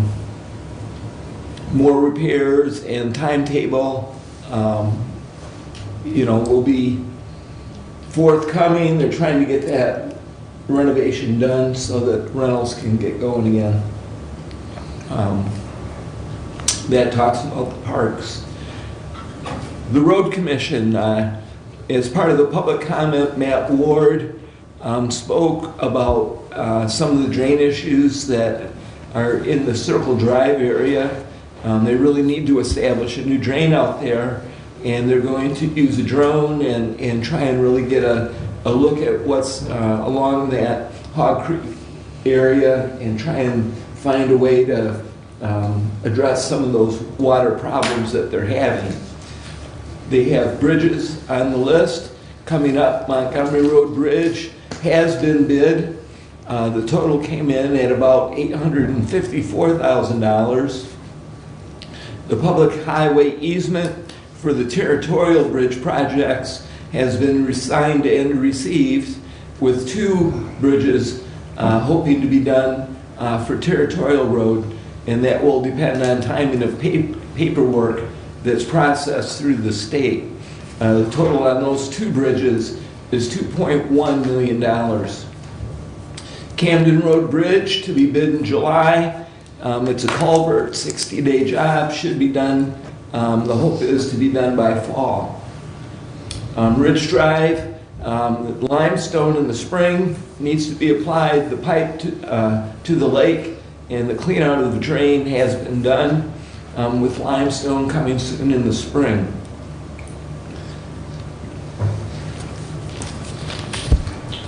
Contract negotiations with the union, which is the drivers and mechanics, will be going to mediation. They were not able to resolve, they will be mediating, and that is the drivers and mechanics. The grant application for the main courthouse was in our consent agenda today. That letter will be signed and included in the grant application to be submitted by Judge Lisney in the next few days. Yesterday's Planning Commission did not have a quorum, and so no official business at yesterday's County Planning Commission. I do have a report from Sue Smith from our Economic Development Partnership, EDP, and she has provided me that over the next 2 years, EDP will be infusing $250,000 into Hillsdale County for business support and growth. Using this program, EDP is currently engaged with a manufacturing company who needs a consultant to guide them through the QNS certification process. The certification is required for the contracts they are currently bidding on for parts in robotics, aerospace, and other sectors. This work will create additional jobs and require building expansion. They're also working with the downtown small business that is successful, but is focusing on growth strategies and readjustment to the economy. They're working with an agricultural food production and packaging facility, and as well a healthcare nonprofit consultation group with their management team, administrative group, and department heads. And then the EDP is also working with a restaurant startup on M99 in Hillsdale, which is seeking a market strategy for a successful launch. Report from Hillsdale City Council. My commissioner appointment to Tifa was on the recent city council agenda. After much discussion, it was clear that there was substantial disagreement regarding an appointment of a county commissioner to Tifa between the mayor, members of council, and members of Tifa that clearly were not on the same page. As a result, the Tifa appointment was pulled from the agenda with no other action taken. I have asked the mayor to kindly withdraw my current application for Tifa appointment. I will be attending as a member of the public representing Hillsdale County Board of Commissioners. Hillsdale County is a major stakeholder and the largest property owner in the Tifa district, with interest in creating, maintaining a thriving downtown for our community. And BOC is considering and will be deciding on potential significant investment to county property, our courthouse in the heart of Hillsdale's downtown. To be mentioned, that is the Tifa district that we're talking about. As well, there has been certain discussion through the years and over time regarding the courts moving from our downtown. And that is something that is not desirable, but it is something that will require certain cooperation with the city of Hillsdale, and I'm hoping we can work through that in a positive manner. And I have informed the mayor that the Board of Commissioners does request appointment to the Tifa when a future appointment becomes available. And that does complete my report. Hopefully we'll have some questions. I'm ready for questions. Go ahead, Brian. Thank you, Mr. Chair. Just a couple of things, just a point of information that Steve the painter, and I believe, donated his time to do the painting out at the house, and I believe that Gelser's donated the paint materials for I that understand that as well, yes. Yep. So Very nice, yep. So that was really, really wonderful when the members of the public step up and support our parks like that, because that house is a source of income for our parks. So that is a good thing.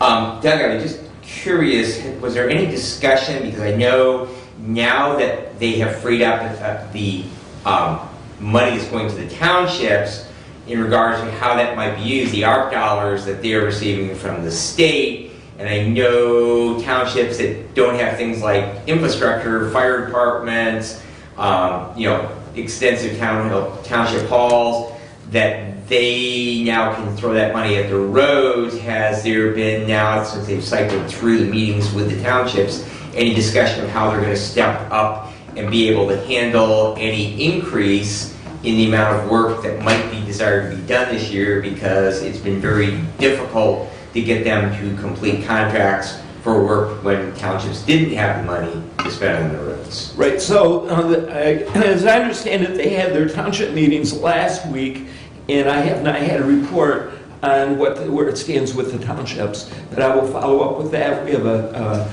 road meeting on Thursday, and I will ask that question. Very good. I know there's been a discussion in a number of my towns. Oh, gee, we can spend this money on our roads, but if they can't get the work done, then that really, because they have a timeline that's much shorter than the timeline we have for our ARP money. So they're going to want to get that done probably this year. Okay. A couple of questions I have.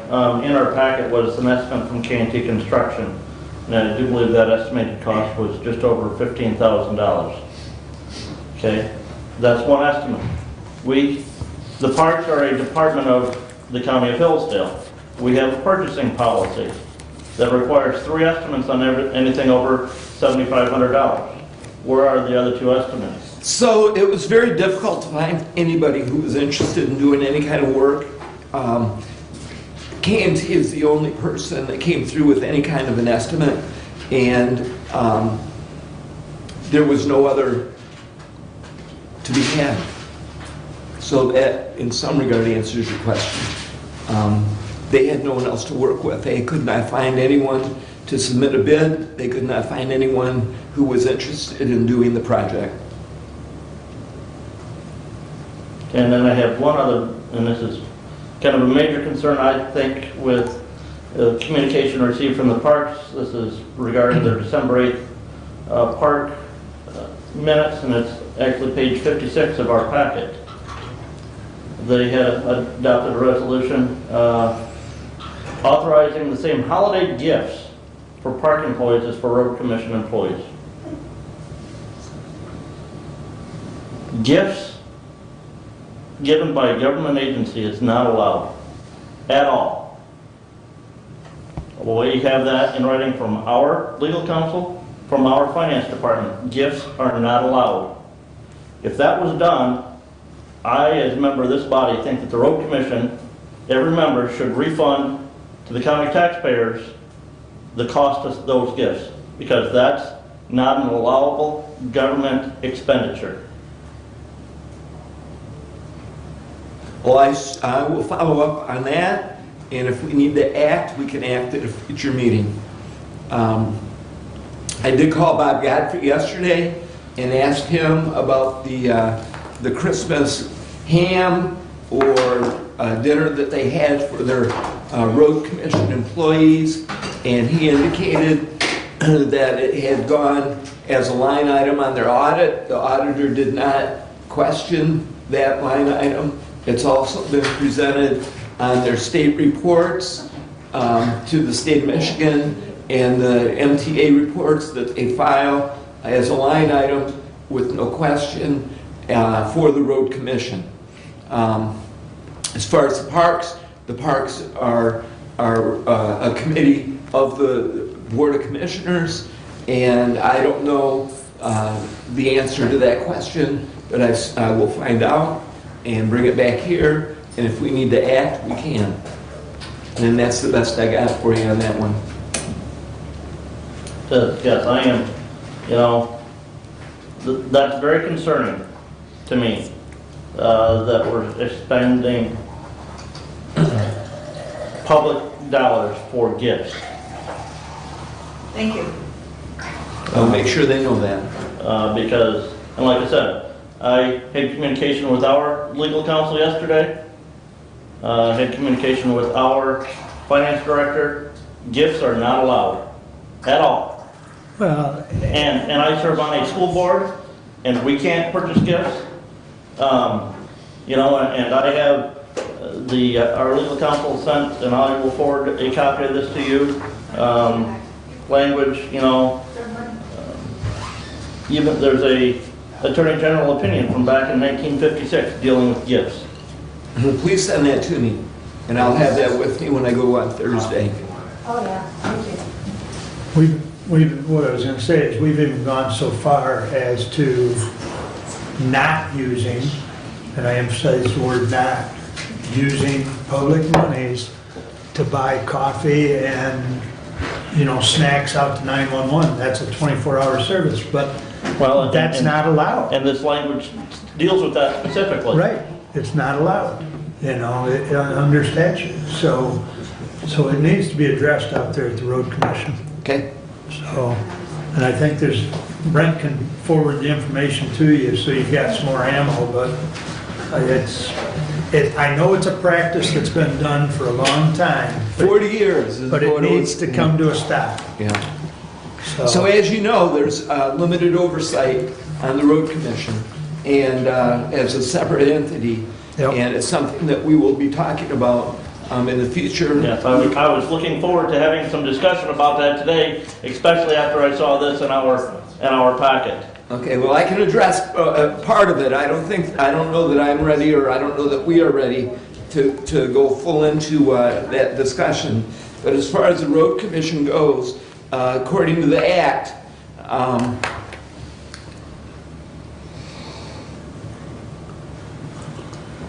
283 of 1909, Section 224.6, which I did forward to all the commissioners last meeting. We've got three options. Option one is a public hearing. and we can then change the number of commissioners. Second option is we can have 2 public hearings to transfer powers and duties and functions of the elected Board of County Road Commission that is dissolved to the County Board of Commissioners, and the third option to leave as it is. And there's still more information that I've been asked prior to going into this aspect of the discussion that I do not have all of my questions answered yet. But I'm happy to answer your question right now. As I read the act, the second option that you mentioned there, that is not solely at the discretion of the county commissioners. That would be an issue that then would be put to the public for a vote as to whether or not to do away with the elected county road commission. And then that could be either then an appointed county road commission appointed by the commissioner, this body, or it could be this body itself acting as the road commission. Right, without reading the entire act right now, I just kind of summarized it, and you're exactly correct. The 2 public hearings would go to an election, and then we would decide from there, further steps. And I'm sure that we will have that discussion soon on what we want to do. As I said, I have specific questions I've been asked that I'm trying to get information on before we really dig into it. And if we change the number underneath option 1, we could go up to 5 elected road commission members, correct? Yes.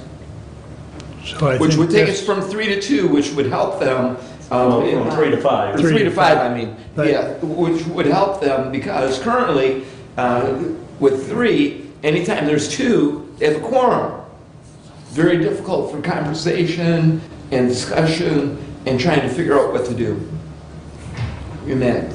Well, we need to have, the board as a whole needs more information. Yep. And we need it as an agenda item so that it can merit the discussion. Right. Okay. It was kind of a sidebar right at the moment. I understand. Yeah. And like I said, after seeing that action by 2 of the members of the road commission, I'm concerned. We need to have it in the next 2 or 3 meetings. Okay. So try and focus on getting all the information and we'll have the discussion. Well, just because you've always done it that way doesn't mean that it's right. No, it's not. All right. Anything else, Doug? That's all for now. Thank you. Any questions for Doug? All right. Kathy, I believe you're up. Just 1 second.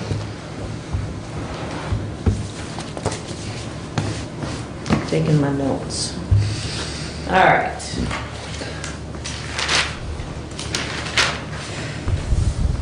Before we do that.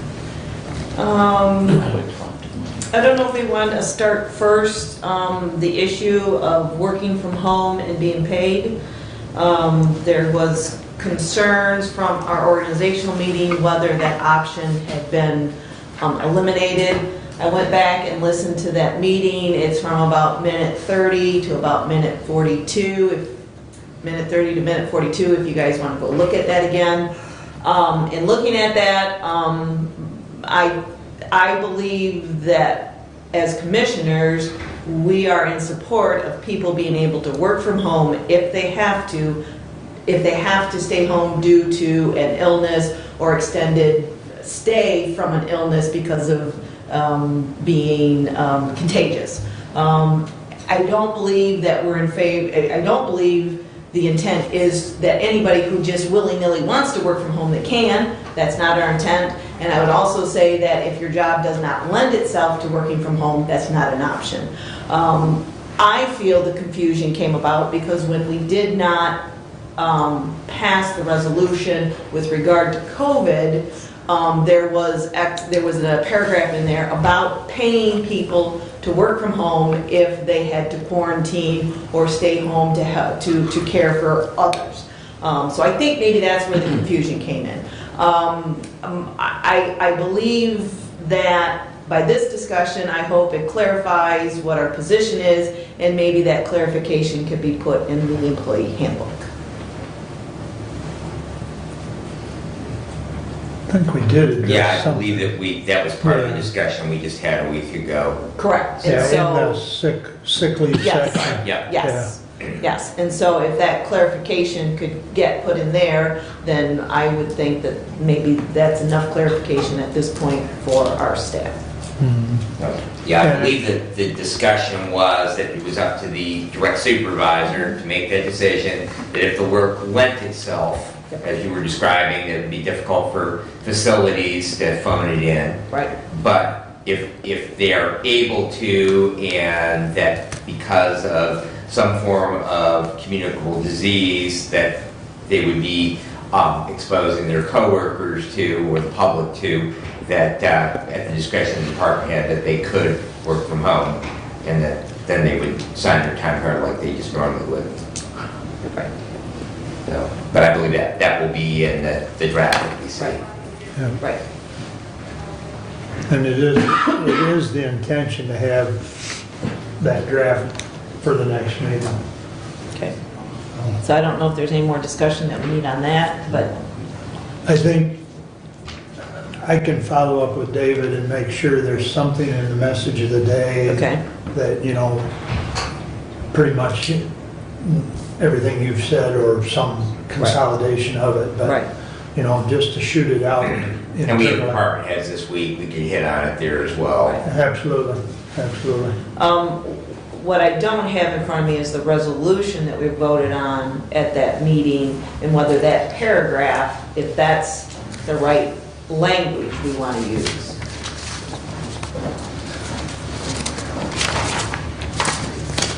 Yeah, I thought I brought that. I didn't bring it in hard form, I'm sure it's in our iPad pad. We look for it. No, I don't have it, Okay, but but that is what I would maybe nod to see if that language is what our intent is, and is that the language put on the message of the day, Okay. potentially. all right. All right. If we've discussed that enough, then I'm going to move on to my second item, which is the sheriff. I sent this email out to all of you regarding the sheriff's 2 letters regarding the purchase of 10 tasers and the purchase of the jet ski. I thought I would read his letters. I sent that to you. And inform you, again, this has to do with the purchasing policy for the county, and these were over the threshold of what should have been communicated to us and should have had 3 quotes. So, to the commissioners, the sheriff's office purchased 10 tasers from Axion Enterprise Inc. for the sum of $24,000. There were no bids or quotes available due to Axion being the only taser dealer in the world. We were offered these tasers at 1/3 the cost of the original price. And looking at the invoice, it covered batteries, licensing fees, holsters, and warranties. And so essentially, they got the 10 tasers for $24,000. The second item was the purchase of the jet ski. The sheriff's office purchased a 2020 Kawasaki personal watercraft PWC from Plant Power Sports in Coldwater, Michigan for the sum of $12,722. After spending several days calling other dealerships, we learned that due to COVID, they were not able to get any inventory. Plant Power Sports was the only dealer that had one in stock. So again, that jet ski was purchased with grant funds. And so those are the 2 letters explaining why he did not follow the purchase policy as written. The next item I would discuss would be, I sent out an email regarding the capital projects potentially to be funded with the ARPA monies, which is the American Rescue Plan Act. Again, those dollars in their entirety should be about 8.6 million. We received 4.3. And in that list, it is not concrete, it's fluid. It's, some items do not have a estimated value. Those that do have estimated values, again, they have not been bid or quoted, so they're not hard numbers, they're soft numbers. But what the document allows is the ability to discuss them and have, at the commissioner level, decide what priorities are and kind of the path forward in moving to accomplish some of these things. So my suggestion, as I worded in the email, was that we set up a work session to discuss these, so we have plenty of time to discuss them. Invite those that we really want, invite those at the meeting that could shed insight or answer questions that we might have. Primarily, I'm thinking Dave Holcomb from the IT department and Randy Finley from the facilities department. And if there's others that other commissioners think should be there, of course, you know, they could be here. And others that are concerned about this list and having some input. That is my thought. I don't know when that might work. I guess I would ask for thoughts of others. Go ahead. I really think a work session is the way to do the discussion. When we have a scheduled Board of Commissioners meeting, we have a packed agenda and limited time. I think having a special opportunity to talk about the list is a great way to go down that path.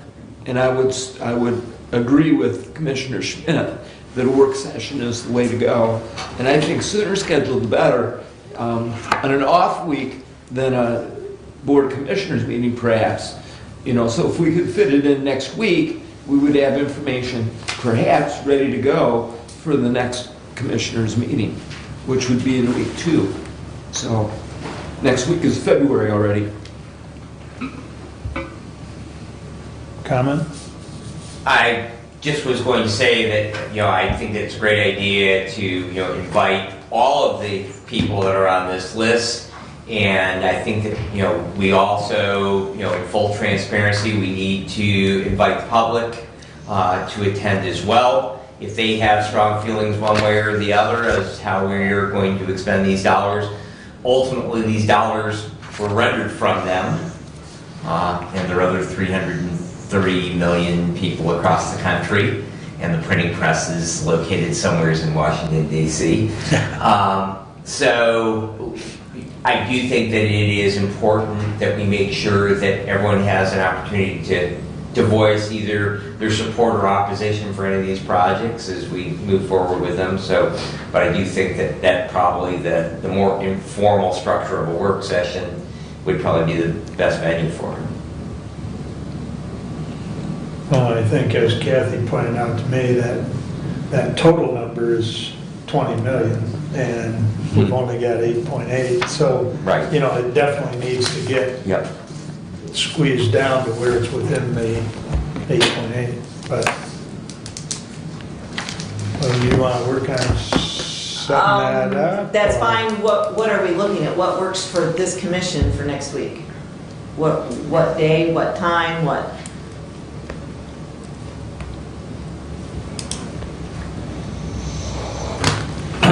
Tuesday morning works for me, or any other day. The first week of a month typically doesn't have a lot of meetings. On Thursday, I have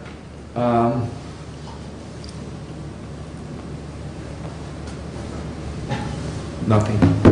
I'm good. Okay, so I'm hearing Tuesday or Thursday, morning or afternoon. I would prefer morning. All right, so you're talking 9 a.m. morning? 9 or 10, yeah. Okay. So, I think what I'll do is check with Derek, see what works in his schedule best, and then we'll shoot an email out to all the commissioners confirming that will work.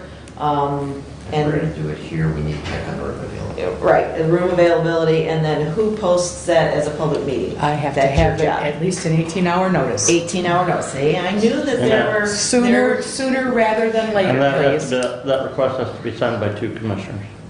So... Not if the chair calls a special meeting. No, it has to be signed by 2 commissioners. Read our bylaws, read the state statute. Any special meeting of the Board of Commissioners must be called, signed by a third of the members. Well, Yes. the budget committee Could call it, yeah. makes up the two, so sign them. Okay, so are we So- signing it? Is that what we're doing? Okay. Thank you. Brent and Kathy, all right. Anything else I should be aware of in the mechanics of this whole process? Qantas at noon on Tuesday, so Kiwanis at noon on Tuesday. Okay, well, all right. Again, I'm gonna check with Derek, see kind of what works best for him, and then we'll make that choice. I'm thinking Thursday might work better for me, but again, I'm somewhat flexible, so. All right, so having said that, I think we can move on.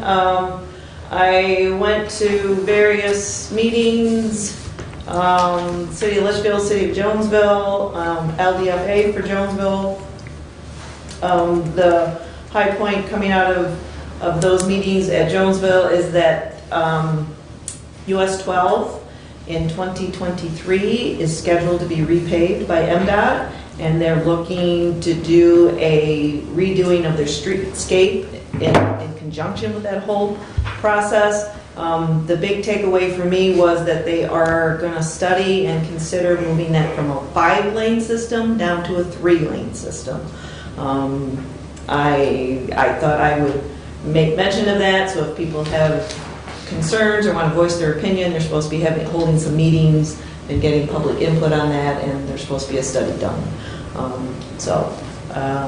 Didn't they do that streetscape the Last time last they- 5 or 6 years? Well, I thought that It's the too. last time they paved US 12. I asked that same question, and I was told, because they're gonna pull out the trees, do a total redo, and the last time that was done was like in 1999. Just yesterday. Awkward little things that stick out, make it difficult at the intersections, have been there a lot sooner than 22 years ago. And I wonder if those were MDOT requirements, and then I don't know. Yeah. You know, I don't know, because I asked that same question, I drive through Jonesville frequently, and I thought, didn't we just do this? And I was told, no, that was done in 1999. So, Why would they go from 5? what's that? Why would they go from 5 to 3? they did that in Well- Quincy too.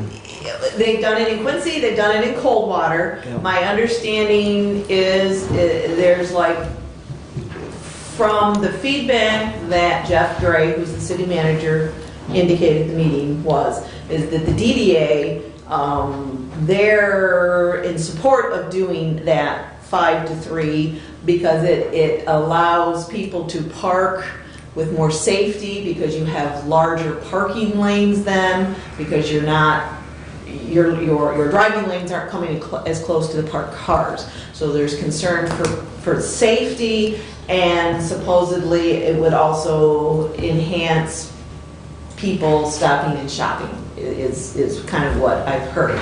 I would say there were others voiced their concerns that Jonesville seems to have a lot of parking behind those businesses. The parking is full most of the time when you drive through the town. It doesn't, the 5-lane system doesn't prohibit people from parking. So I would say that there were concerns on both sides of that. I know there was also questions of if you move it from a 5-lane to a 3-lane system, would some casual people who come through Jonesville choose not to come through Jonesville, but get to Hillsdale or somewhere else in an alternate method. So again, I was told that a study would be done and that there would be public meetings on the issue. So I just thought I would bring that to this board's attention as well as the public's attention. The other thing I want to do was highlight the flyer that we received from the Community Action Agency regarding the VITA program, which is the Volunteer Income Tax Assistance Program. Household incomes less than $75,000 can have their taxes done, income taxes done for free, both state and local, federal and state and local. And that scheduling starts January 19th.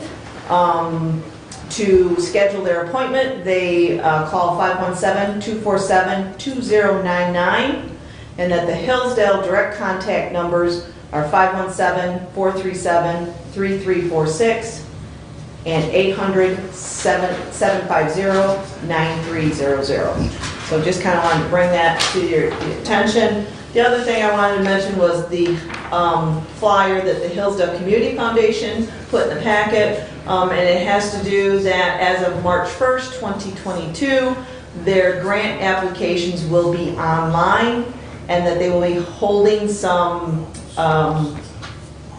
learning sessions, I would call them, in February to learn more about that process and how I assume the online platform works. There's the flyer in the packet on that, so I just kind of wanted to highlight those two things. So other than that, that's all I have. Questions for Kathy?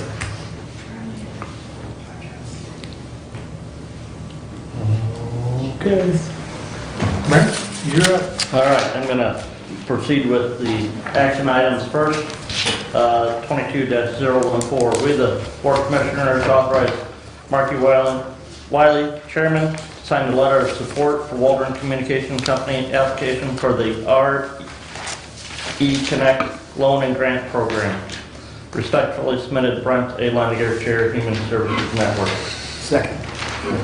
Moved and supported, discussion. Kathy, or Commissioner Schmidt mentioned this grant application at our last meeting. It was on a notification that we had received from MAC. This is grant money that was funded as part of the transportation legislation that was passed by Congress last year. There is $1.1 billion set aside in this grant program application. The maximum allowable allocation for any one entity is $35 million. And, you know, so our next resolution will be for DMCI. Both Waldron and DMCI are applying for this. No guarantee they're going to get any money, no guarantee they're going to get $35 million. If, you know, in discussing with Waldron Communication, should they get the full maximum amount, their hope is to extend their coverage area as far north to Squawfield Road approximately, and as far west as they can, and they hope that they could get close to M99, but there's no guarantee on that. You know, one of the key things in that regard is availability of resources. When you put $1.1 billion out there for our broadband infrastructure, what's the cost going to be on that fiber optic cable, and what's the availability of it going to be?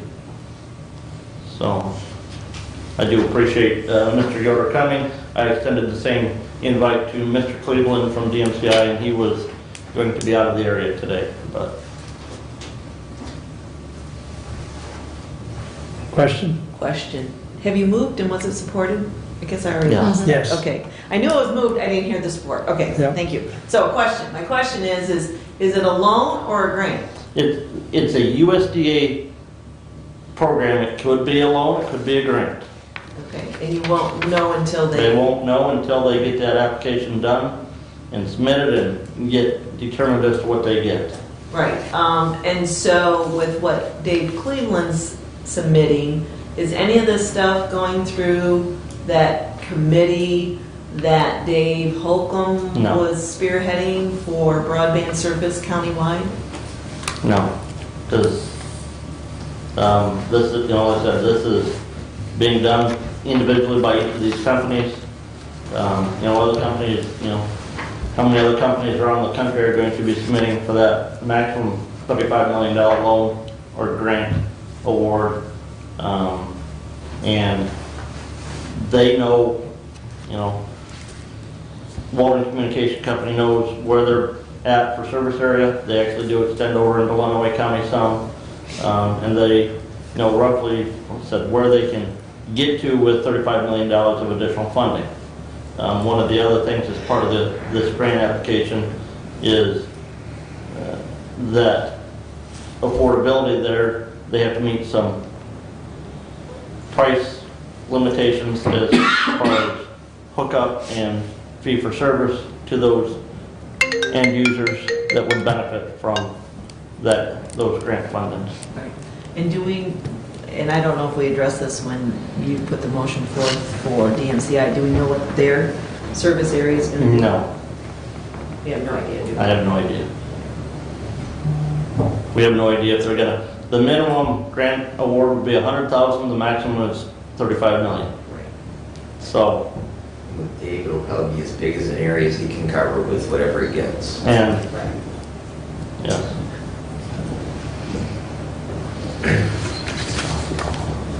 Further questions? All in favor, signify by saying aye. Aye. Opposed, same sign.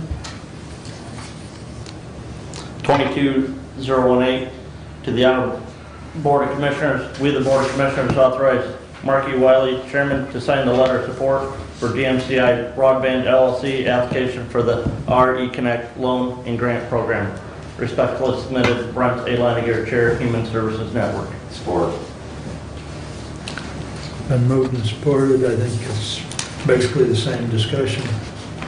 Any other comments or questions? Just my only comment is kind of goes back to when we talked about this broadband group and using our monies, that, you know, I realize that the source for the funding is from the government. This is private sector initiative. They're utilizing a government program, but it's really no different than agriculture using a USDA loan, or someone buying a house with one of the FMHA programs or anything else. So I think this is a great initiative for our county, and I'm delighted that the private sector is stepping up and moving forward with it. I fully support their efforts. Yep. And, you know, you heard how much roughly Waldron Communications thinks they can go with 35 million. The county's 8.8 million from ARPA is a drop in the bucket. Mhm. Okay. Any further comments on 22018? Hearing none, all those in favor signify by saying aye. Aye. Opposed, same sign. Resolution passes, please continue. Okay. Couple other communications that were in the packet. The email from Terry Beer at the Hillsdale Senior Center. Got that email last week that they are shutting down in face-to-face services until the 31st of January due to staff being out sick, other staff having to quarantine due to close contact. And I found out late yesterday afternoon that our board meeting for the senior center today has been canceled as well. Commissioner Schmidt also already mentioned about the Community Action Agency, the tax preparation assistance. I was going to talk about that, but she stole my thunder. Sorry. We do have a Community Action Agency meeting coming up, I do believe. Thursday. Yeah. But one of the things that we learned at our committee meeting with Community Action Agency last week is that due to the COVID vaccine mandate that the Head Start program has instituted on all beneficiaries of Head Start funding, that Community Action Agency is having to shut down 2 classrooms in their service area. And Community Action Agency does Head Start in Hillsdale and Jackson counties. There's a classroom in Jackson that's being shut down as of the end of January, and the classroom in North Adams will be shut down as of the end of January as well because of lack of staffing due to that vaccine mandate. At the time of our meeting last week, they still had, I do believe, 3 students from the North Adams classroom that they were trying to work with ISD to deal with transportation for potential transfer to other open classrooms here within the county. Part of the problem with our rural nature is having close access to that early education opportunity for those students. We have a health department meeting on Thursday. That will be the organizational meeting for the health department as well. Those meetings are now being held at the Branch County courthouse and the commissioner room there in Branch County. And so that will be Thursday morning at 9 a.m. Commissioner Schmidt also already talked about the Community Foundation. We had learned that at our Human Services Network meeting about the foundation moving to that online platform for their grant application. I'm still waiting on some information from Sharon Beiter at the Community Foundation regarding the FEMA grant funding timeline for getting that. The Community Foundation has indicated, their board has indicated they no longer want to be in charge of administering and overseeing those FEMA advisory funds. Amounts to about $27,000 a year last year to Hillsdale County that was distributed out amongst, that went to Community Action Agency and the Senior Center got the majority of that last funding. There have been other agencies in the county, food shelters, food pantries, that have gotten some FEMA funding in the past, but I had asked Sharon for some more information as far as what's required in that grant reporting. One of the things Chairman Wiley had asked is wondering if maybe Thomas Whitaker could, at Emergency Management, could look at overseeing that. And again, that would probably, if he did that, that would probably have to be tag teamed with Mr. Ringman and working on doing the reporting piece of that to back to FEMA. Community Action Agency also still does have some limited availability of home COVID tests if people want those. Contact the local office and get those. In addition to, if you want, you can call a number and they're supposed to be able to ship 4 to you a month and be paid for by everybody else. The last thing is Region 2 Area Agents and Aging is continuing the process of building a new office building.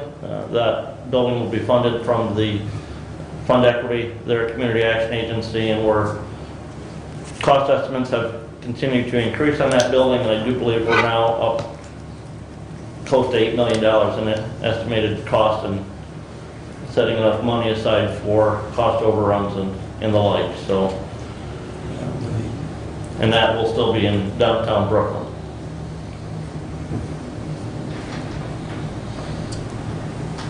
That is all I have at this time.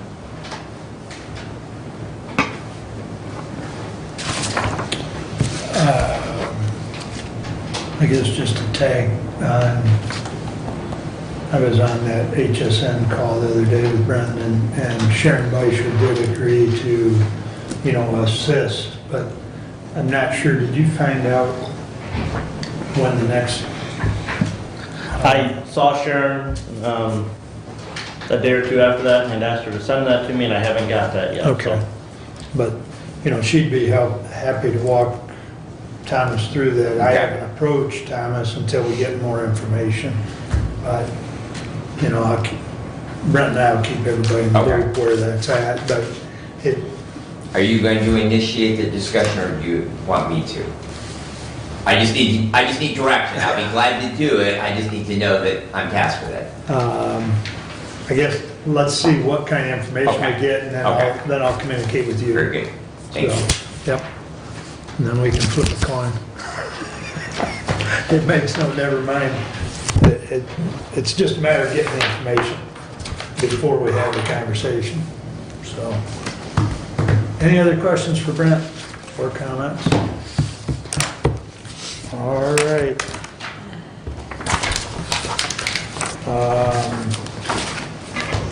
We will do 22-017 first.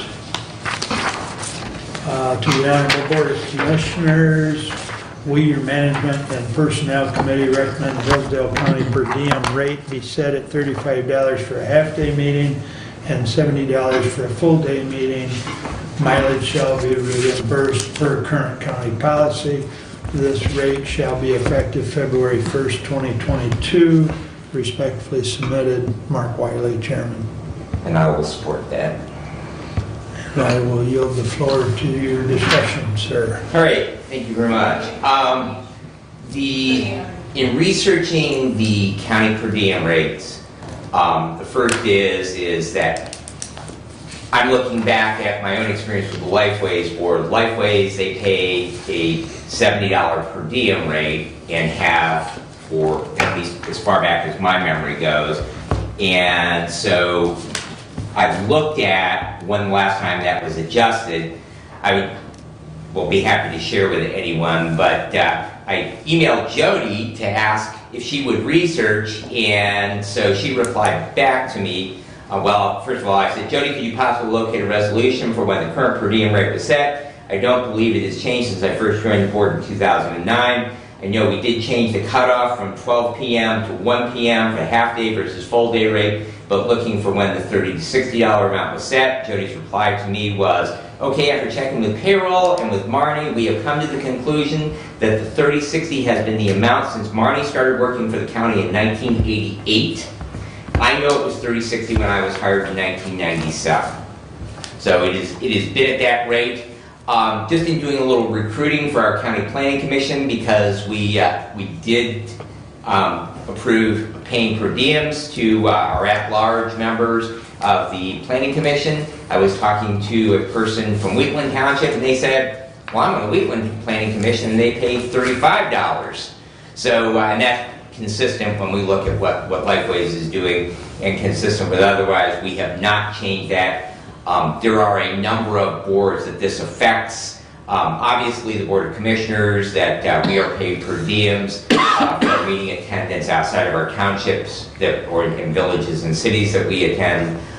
We do receive that, but we also have election commission, planning commission, jury boards, a number of various boards within county government that those are paid on. Marnie and I had a little discussion about impacts on budgets.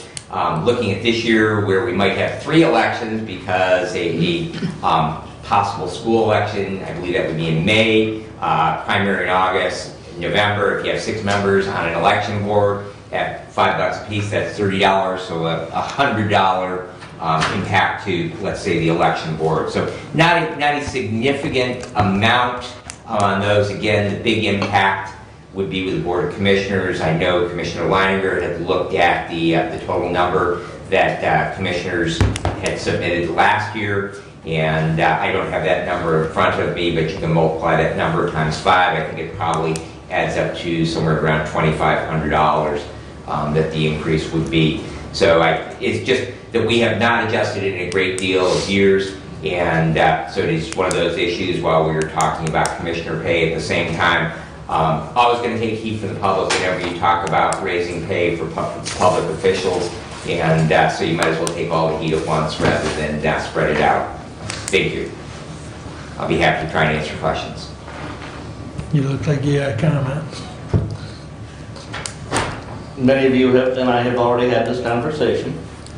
I'm not going to say that I'm for this. I have some dire concerns that this idea was not brought up at budgeting, part of budgeting for the fiscal year.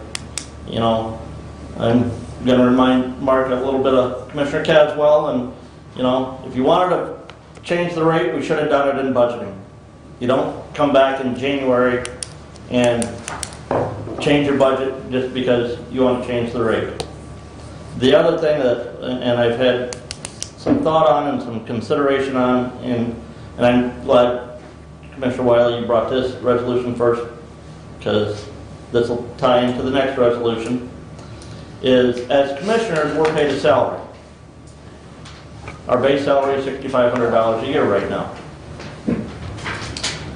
But on top of that, we also get paid a per diem for attending this meeting. And my question is why? Why do commissioners get paid a per diem to attend their bi-monthly Board of Commissioners meeting and the annual organizational meeting? And in that regard, the only way I would, would maybe consider changing the salary later on in the next resolution is, to me, I don't ask for that per diem, it's paid to me automatically. I don't ask for mileage to attend this meeting, it's paid to me automatically. To me, anybody receiving a per diem mileage should submit a signed request for it. If you don't get it. I know in the past, part of our budgeting problem, and last year we had to increase the Board of Commissioners budget because a lot of us newer commissioners maybe attended more meetings than what other commissioners had in the past couple of years. There were many years where the commissioner from my district never submitted and got paid a per diem for attending committee meetings. I don't know if that means they weren't active or weren't attending those meetings, weren't participating, or if they just weren't asking for that.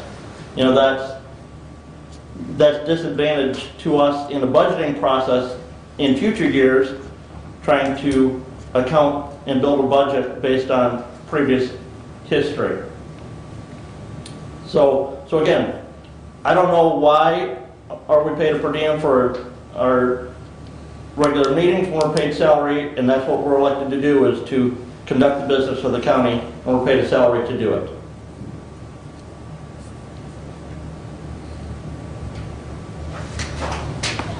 If you're looking at me, Mr. Chair, Commissioner, I don't have an answer. I have previously introduced the idea of eliminating per diems, taking the budget expense and rolling it into salary. There has been discussion about exactly the subject you're talking about. Why are we paid mileage when no other elected department head receives mileage for coming to work? You and I are kind of in a unique situation because we live out a ways, but our businesses are here in Hillsdale, and so our normal day brings us into Hillsdale regardless. So it's not like that we're saddling up the team, although you're more likely to saddle up the team than I am, because I won't have any of those creatures on my farm. The French do have the right idea, they eat them. So Don't knock it till you try it. So I do not disagree with your point. So about that, I think that's a broader subject as far as compensation. I have several thoughts and ideas moving forward. However, that we will never make progress on anything unless we introduce ideas and we have discussion on them. And that's kind of what we do in this room is we bring ideas and we discuss them and we hammer out policy from them. So I can't disagree with what you're saying, but I can't answer your question. It is, as far as I know, it's one of those things. It's been like that. And Jody's historic perspective goes back to, what year was it? 1997. So it's been that way since 1997? And before, when I've researched records, there's always been a per diem. I mean, my two thoughts is, as far as your question of why we get paid for this meeting, it goes back to the ham story. Well, because it's always been done that way. Because the document that Mr. Thompson emailed me yesterday has a very key line in it that those of you who previously served on township boards should know, that supervisors and clerks and treasurers who are paid a salary at the township level don't get paid a per diem for attending a township meeting. Right. I'm aware of that. That statute is not the same when it comes to commissioners. It's not there. Right. Now keep in mind, this resolution doesn't is a affect county us. policy for the entire county. It's not just us. So if you vote this down, you basically eliminate the per diem policy for the county. No, it stays the same. Well, it'd stay the same. Yeah. It just wouldn't get changed. But I just want you to keep in mind, this is not solely the commissioners. And this is, when you look at per diems for attending meetings, and it hasn't changed in 20-odd years or more. That was one of the points that Brad and I talked about is, it stagnates and it just puts you further behind other entities. So Mr. Chairman, I Please. would make note that there are other boards who meet during their 8-hour day who get per diems even though they're being paid a county salary. So I can't enumerate as to how many there are, but I know it happens. Right.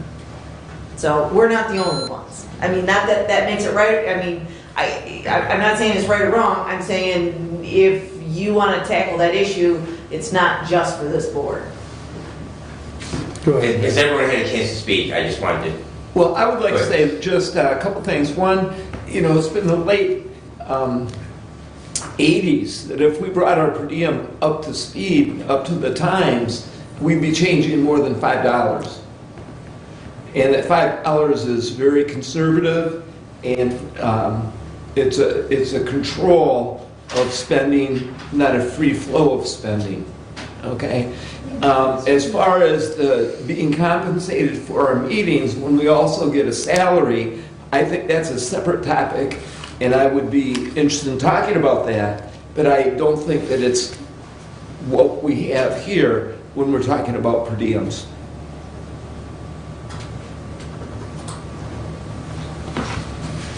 Mr. Yes. Yeah, I just wanted to make sure that everyone had an opportunity to address Commissioner Langer's concern about, and Commissioner Smith had a similar discussion with me outside of this meeting, changing now. I am, when I drafted this resolution, I am not set on the idea, and I think that I've discussed with you independently, that the idea of February the 1st is merely picking that date. If budget is happier with the idea that we allow it to be part of next year's budgeting process, then I am fine with the idea of amending this to a date of anywhere out as far as January 1 of next year. However, since it does affect a number of other things that we do have going on this year, elections, things like that, that the idea, since we haven't done it in 30 years, to anybody's memory, that probably time is now. I mean, it certainly is due to the people that serve on those other bodies. So, because we certainly are not out of line, just to echo what Commissioner Engel said, we are certainly, if we're raising it $5, for a half day, or $10 for a full day, and we haven't done it in 30 years, that's certainly not being overly generous. Further discussion? From a budgeting standpoint, I would definitely prefer it to be as of January 1st. But either way, whatever the pleasure of the board is.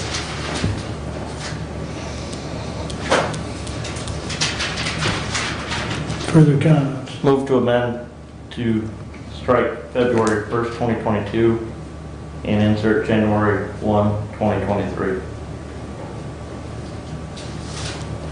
January 1, 2023. Okay. Any discussion on the amendment? Do you have support on? Support for the amendment. Well, that's a good point.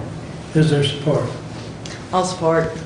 Okay, now discussion. I think it's pretty straightforward. All in favor of the amendment signify by saying aye. Aye. Those opposed? Aye.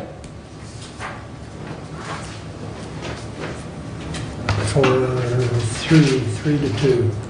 Who was the other no? Me. Oh, I didn't hear you. I'm sitting right next to you and I didn't hear you. Thank you. Thank you. All right. So the amendment passes. Any further discussion on the resolution as amended? I would just ask for a roll call vote. Duly noted. Can you read the motion, please, one more time?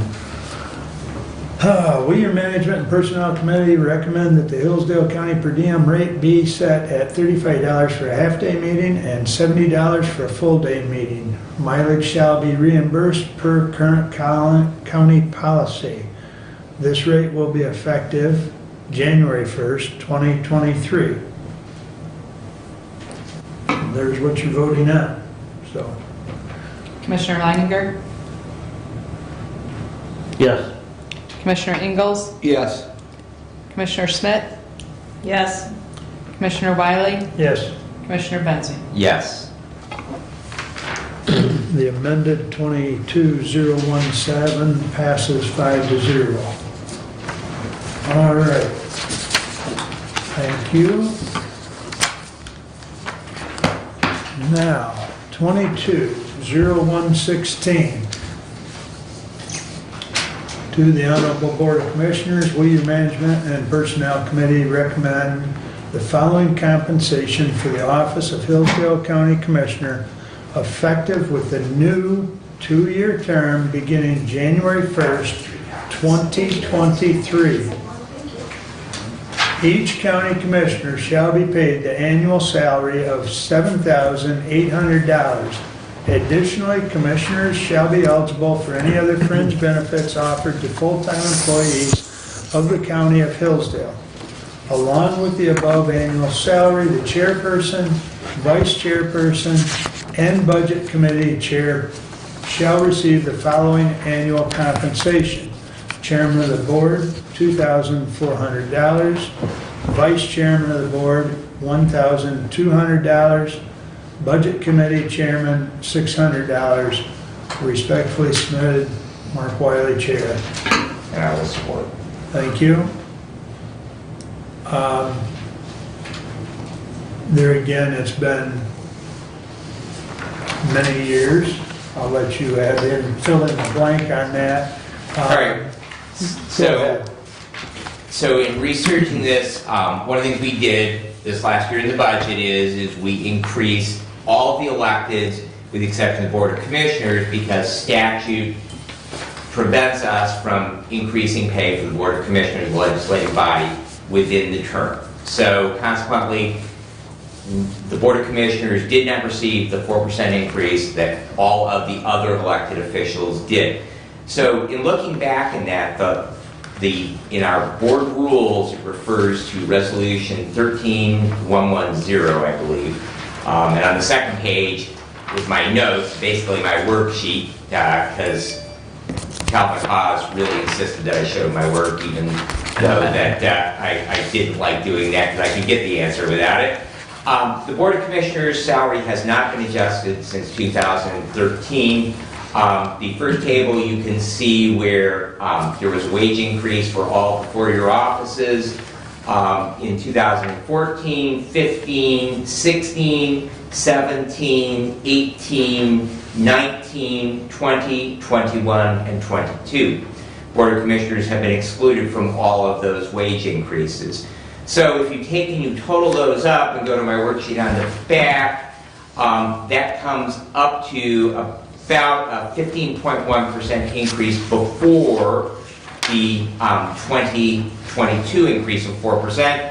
So if you throw that in, that brings it up to about 19% that the other electeds. There is some divergence in there because at some point, and you'll note on there that my question, the clerk got a bigger increase. They had all actually been reset with the exception of the prosecutor and the sheriff. The clerk, the treasurer, the registered deeds, and drain commissioners, their salaries back in 2013 were all at $48,456.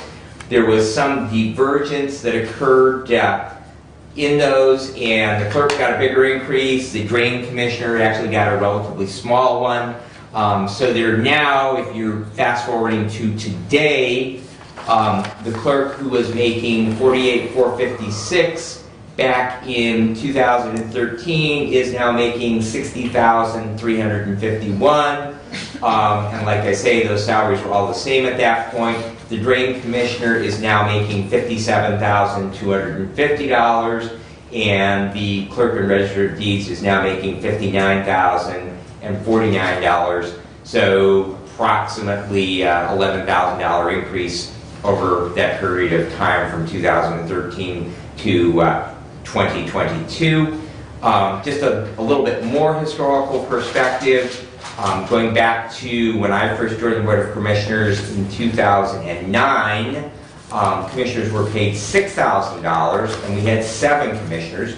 The Reapportionment Commission in 2010 cut the number for the 2012 from 7 commissioners down to 5, so that work that is done, all those different boards that we have assignments to, that was consolidated down from 7 to 5, and then therefore reflected in that 2013 when the salary was increased by $500 to $6,500. So the current salary is $6,500. The resolution would bring that up to $7,800. I do like to do math, so that's about $7,200 a year for the 5 commissioners and the chair, the vice chair, and the finance chair. So basically what that does is it grants a 20% increase across the board, which is proportionate to the 19.1% increase that has been up to this point, but since they won't take place until next year, the assumption would be, particularly with inflation, that when budget is submitted, that there will be some form of an increase for those other 4-year elected officials in the 2023 budget. So I would be happy to answer anyone's questions, if I might, for that. I would also reflect back on that raising wages for elected officials is always difficult. I think that's why we end up with, we have these long periods of time where they stay the same, and then we play catch up. I know that when I was a township supervisor, that I saw a similar situation where I think that they increased wages across the board for all of the offices by 13% because it had been a number of years since there had been any changes to that. Thank you. Brent? What was the employee-provided health insurance cost in 2013? I cannot answer that question. So, however, whatever the cost is, it has raised proportionately for all the other elected officials as well. So I don't know that when we talk compensation, that is an equitable comparison, because the compensation for the other elected officials has still increased by 20% from 19.1% from 2013 to 2022, and the cost for health insurance for those elected officials has increased at whatever the increase rate has been, as well as for the Board of Commissioners. I'm not in favor of this, especially with the language regarding the fringe benefits. Many of you know, I don't feel county commissioners should get full-time health insurance benefits the same as our employees do. Current cost for 2022 at the most expensive plan, if we were on an individual plan, would cost the county, in addition to the $6,500 base wage that we get right now, plus the per diems, committee work payments, the county contribution to retirement, FICA, Medicare. In addition to that, just the health insurance, the most expensive plan for a single rate would be $7,359.17 annually. That same plan, the family rate, is $19,397.66.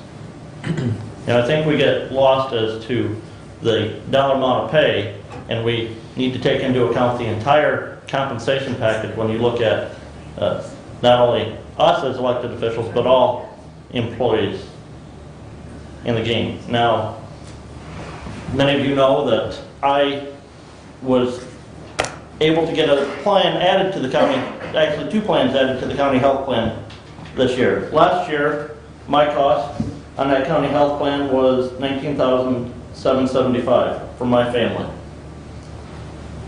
This year I was able to get a plan added that reduced my cost down to $14,194 annually for the taxpayers of the county. It's my job to watch out for the best interests of the citizens. I don't see the need to increase commissioners' cash compensation 20% when we're entitled to such a lucrative fringe benefit. Now, I may be more willing to consider changing that cash compensation if we include language that excludes our monthly meetings, bi-monthly meetings from per diems. I think that needs to be taken up in the board rules. Well, Not in this. compensation is also covered in the board rules. I understand that, but if you want it removed for this meeting, we've got to do it as a separate item within the board rules. I don't think you can do that within either of these resolutions.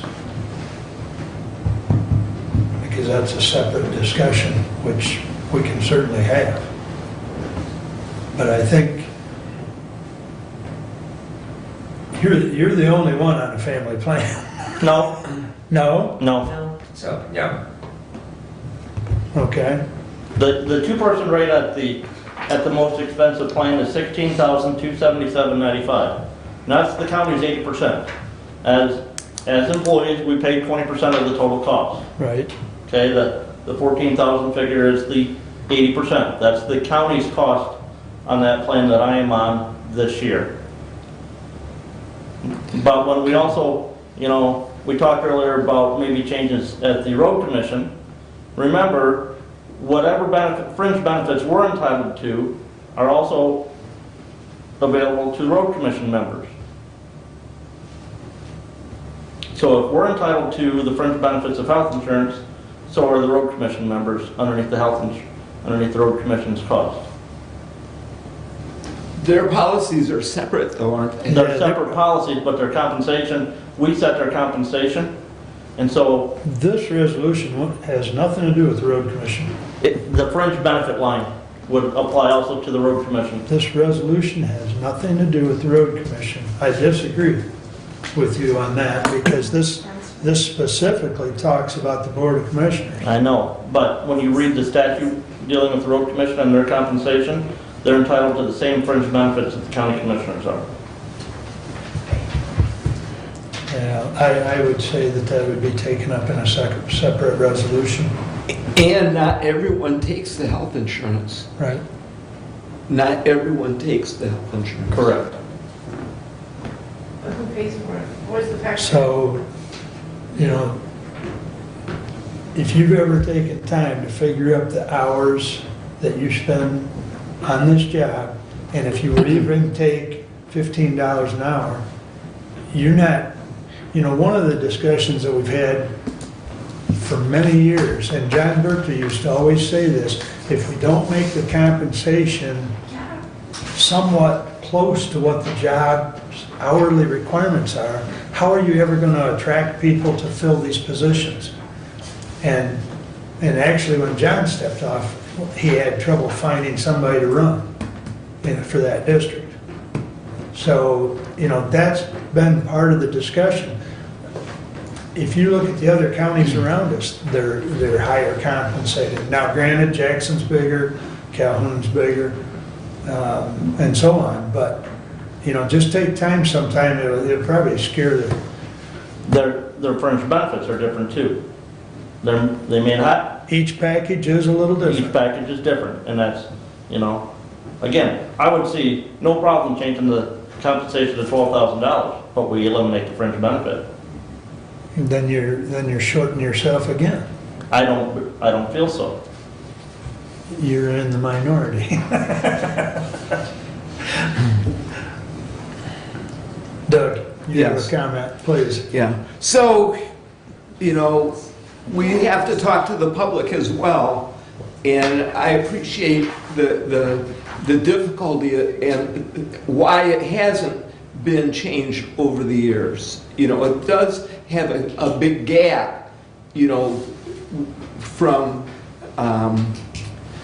when it started and where we're at today, and there's many reasons why it hasn't been changed. Here's the thing, we are elected as Republicans, all of us. One of the Republican tenets is to control spending.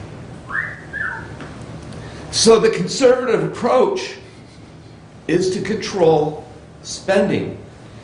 And the rate since 2013 of inflation has been 2.02% since 2013, which brings it to 19.68%.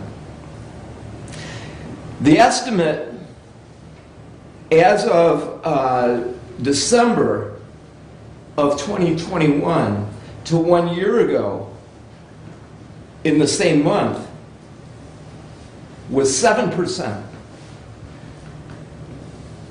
So we're flat. We're not raising, we're not dropping, we're flat on how the change goes. And this resolution is proper controlled spending. This is not a spend as you go, spend, spend, spend. This is looking at what we need to spend. And we're not in a no spend environment. We do spend, but we need to control what we spend. And this resolution is controlling that spend.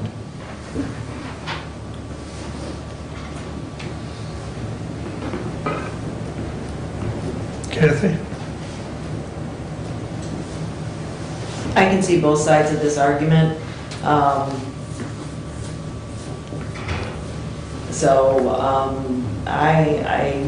I'm not going to speak in favor or against. I just understand both sides of the argument. Thank you. One of the things we talk about a lot of times, the things we do, whether it's maintenance, is kicking the can down the road. And, the elephant in the room is that,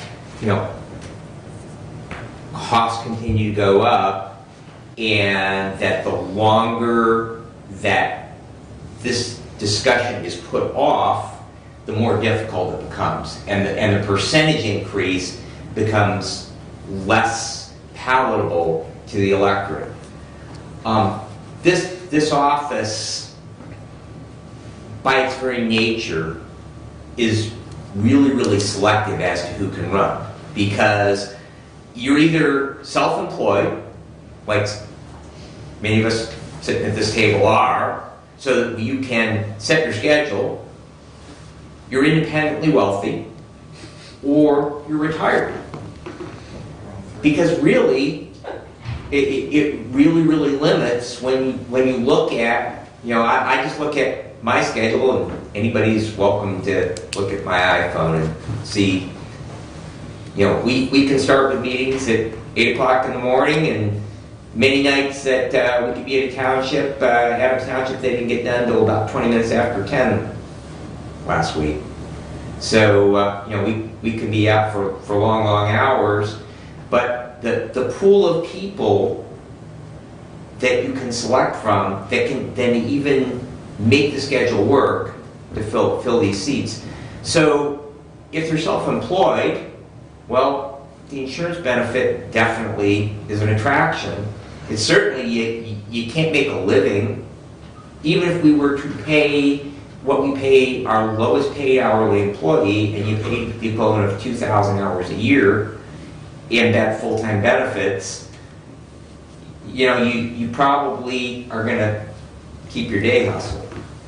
So, I think that the voters, the taxpayers, they get a pretty good value, especially when you look at, we're probably one of 3 counties in the state that does not have a county administrator. Branch County, if you look at the budget for the Office of the County Administrator, it's $250,000. Because you've got the administrator, and you've got all their fringe benefits, and they have an administrative assistant and all their fringe benefits. So they don't pay health insurance for their Board of Commissioners, but they pay a salary that's probably pretty comparable. I think our salary study showed that. And interestingly, I believe, Commissioner Schmidt, when you looked at that there really wasn't a correlation for those places that did provide health insurance for their commissioners and what they got paid. So there really was nothing that correlated on that. So, I guess that I think that we collectively, as this body, and very honestly, bodies in the past, that they provided a pretty good value for the citizens for what they pay for them. The other thing is the 20%. That's something relatively new, goes back to the Rick Snyder years, and I salute that because it makes all of us that drive our health insurance from government cognizant, because usage equates to higher premiums. So hopefully that makes every person who works for a public body at any level in the state of Michigan a little bit more cognizant of how they use their health benefit, because it does relate to higher premiums, and you've got a fair amount of skin in the game, but that's skin in the game that we didn't have 10 years ago, because that changed 2010, 2011, right about in there. So that is a significant difference as well. It's public record anyways, but I'll be more than happy to share my pay stub with any member of the public. And I think that last year, that every 2 weeks I had $159 taken out for my health insurance, and so that that's more than half of what we get paid. So it's a pretty decent chunk. So that benefit that we receive, it definitely is an incentive to sit in these chairs. But I think that probably when we look at attracting people for the future, and really that's what we're talking about. We're not talking about this commission, because this will be whoever sits in these chairs the first of next year. And none of us are guaranteed re-election, and none of us are even guaranteed with a willingness to run again. So, but we have to continue to attract people who can have the time and the ability and the resources to be able to do these jobs. Any more comments? Roll call vote, please, sir. Okay.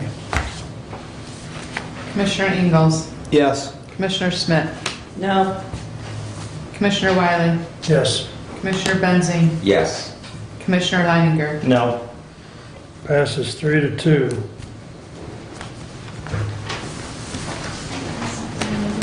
All right, thank you. Moving right along. Lifeways meeting was canceled this month due to COVID concerns. Most of the committee meetings were held, but the full board meeting was not. Items will be carried forward to the February meeting, which will be in Jackson. The Hillsdale meeting, so it was canceled. So. Couldn't get them considered in Hillsdale? I'm going to approach Karen on that, because I think the schedule should just be altered. But as you know, they kind of try and rotate that, so that's already wrote down into the approved schedule, so. Just posting notice. Yep. The Ohio, Michigan, Indiana Council of Government will have a meeting Monday the 31st in Bryan, Ohio. The posting is on the bulletin board outside the clerk's office. I think I forwarded it to everyone. If not, I'll forward it to you. But it's at 1 o'clock in the commissioner's room.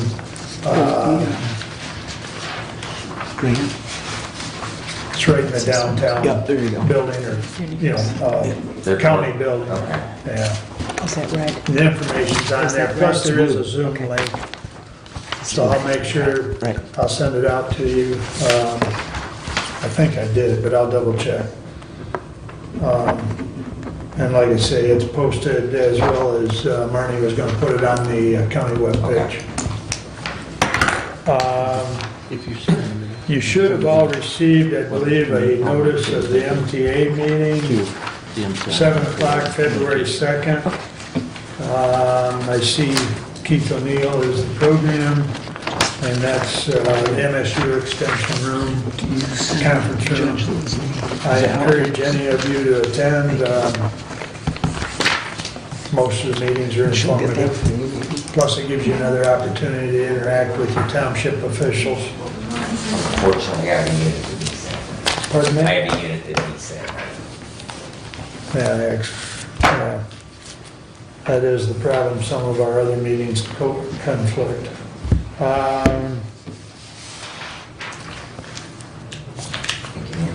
DHHS and medical care meetings, we'll be meeting the fourth Thursday instead of the third Thursday, so that meeting I have yet this week. I do have a report here from Terry as far as the medical care facility. So the report from medical care is direct care staff unvaccinated. Direct care staff and unvaccinated staff continue to be tested at a minimum weekly. We are completing over 500 rapid COVID tests per week. All residents are being tested at a minimum of weekly. We have 3 resident cases of COVID-19 in the facility, and the isolation unit is open again. We currently have 14 staff members off work related to testing positive or an outside exposure. A successful vaccination booster clinic was held yesterday with 12 staff and 1 resident getting their vaccine. A second vaccine booster clinic is scheduled for tomorrow, and we have 16 staff and 3 residents signed up to receive the vaccine. Following Wednesday's vaccination clinic, the facility will be 98% compliant with the vaccine mandate. According to the vaccine mandate, Thursday, January 27th is the last day for our staff to receive the vaccine or apply and receive an approved exemption. We have surpassed the 80% compliant benchmark set by CMS and will be 100% compliant on January 28th. Visiting continues at the facility following health screening and enhanced PPE use. CNA classes are beginning in February. Anyone interested in becoming a certified nursing assistant, please contact the facility human resources office. So that's the report from medical care today. And as I said, I'll attend the meeting on Thursday as well.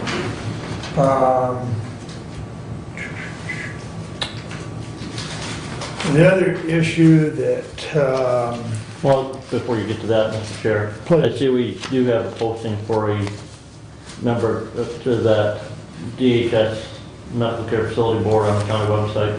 yes, We have an opening on that board now. yes. I will be accepting the resignation letter of one of the members on Thursday, and we will have a new appointee. Brad and I will look over the applicants, and we'll have that probably at the next meeting for that appointment. So, yes.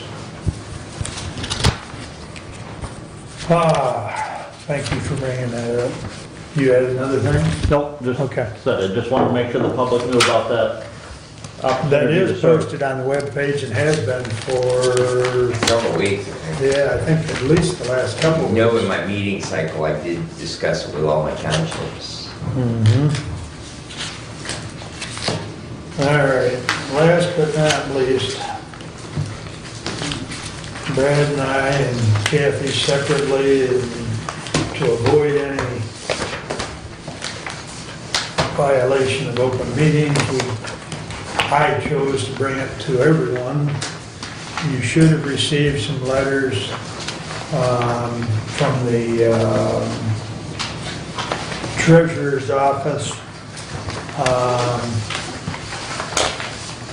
And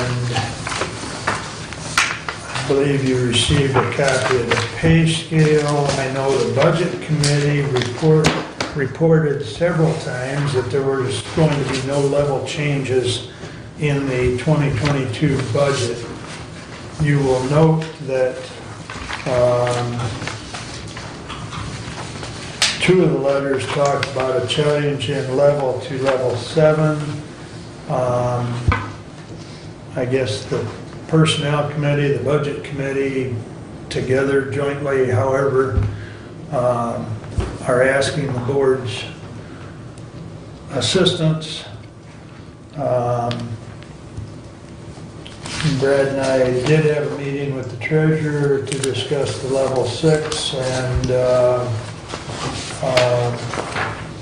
And I guess before we go any further, I got notice early this morning, and Stephanie reported as well, that the bookkeeper position has now been vacated again. So, you know, that just convolutes the discussion even a little more. The head bookkeeper that is in this letter. Correct. Okay. So I guess the only thing would be is on that letter that references the head bookkeeper, the real point we need to clear up would be the level. And yes, there was discussion, Kathy and I have talked about this, Brad and I have talked about, there was discussion, as you well know, this has been ongoing since probably as early as August.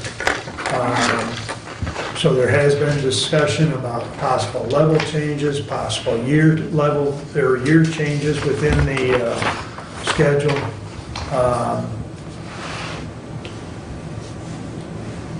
The Personnel Committee had attempted to work with the Treasurer's Office in a multitude of ways to get someone in there.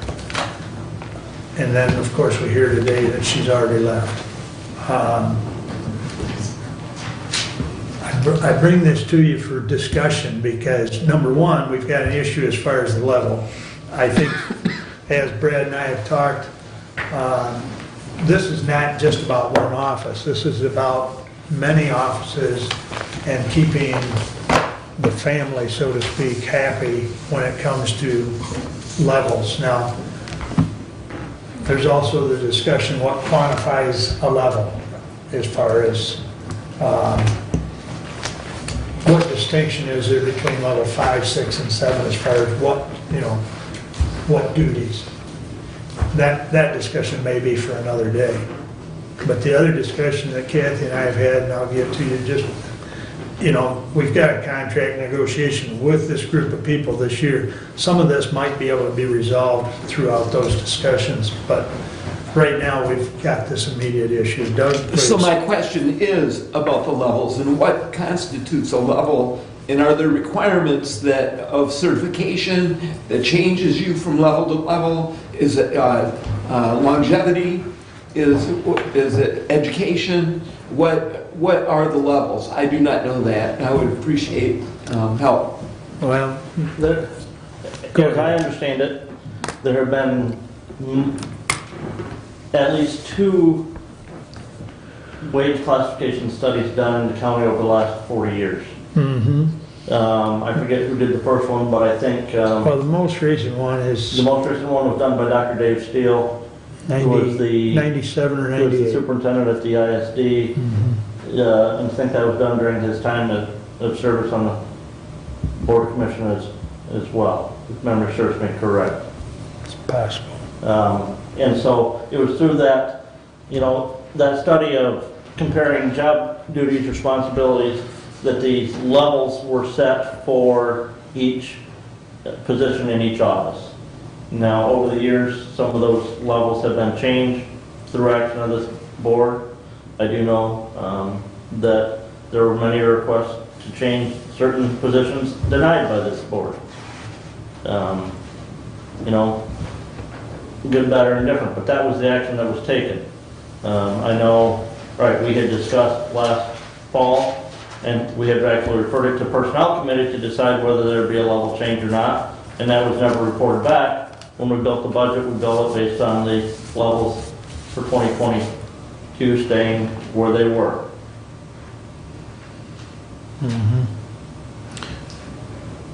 And even, you know, as a commissioner, yes, I asked the same, what determines what's a level 3, a level 4, level 5, level 6, level, where's that at?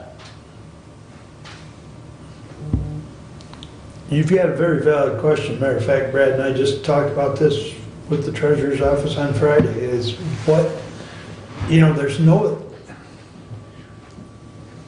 nothing written down that specifically, you know, and one of the things that I've brought up several times in the last several years when talking to elected or department heads is we don't have an organizational chart per se. So if you've got an organizational chart, you normally have some sort of description of position A, B, and C, or however you know, listed. And I think that's something that we need to work on going forward to create some better clarity as to what each position, you know, it should be entitled to. Not only entitled to, but what requirements are necessary for that position and so on. You know, we're lacking in that. So therein lies a problem within itself. Go ahead, Brent. And I don't know if maybe some of those county employees that were here back then may have access to that study that was done. You know, you think 1998 was the last time that I was believe done. so. I believe so.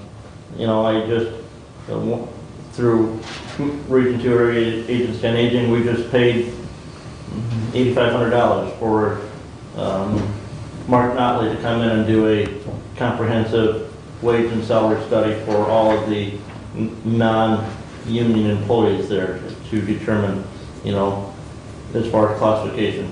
You know, it may come to a point where we need to expend some money to do that at the county level to make sure that we're being fair across the board, because neither one of us are going to go in and work in these offices to determine, you know, what does Jody do compared to Carol and the other individuals in the clerk's office to make a difference in level in pay. You know, that's where we have to rely on their supervisors, the clerk, and potentially other, you know, knowledgeable individuals that are accustomed to doing such types of studies.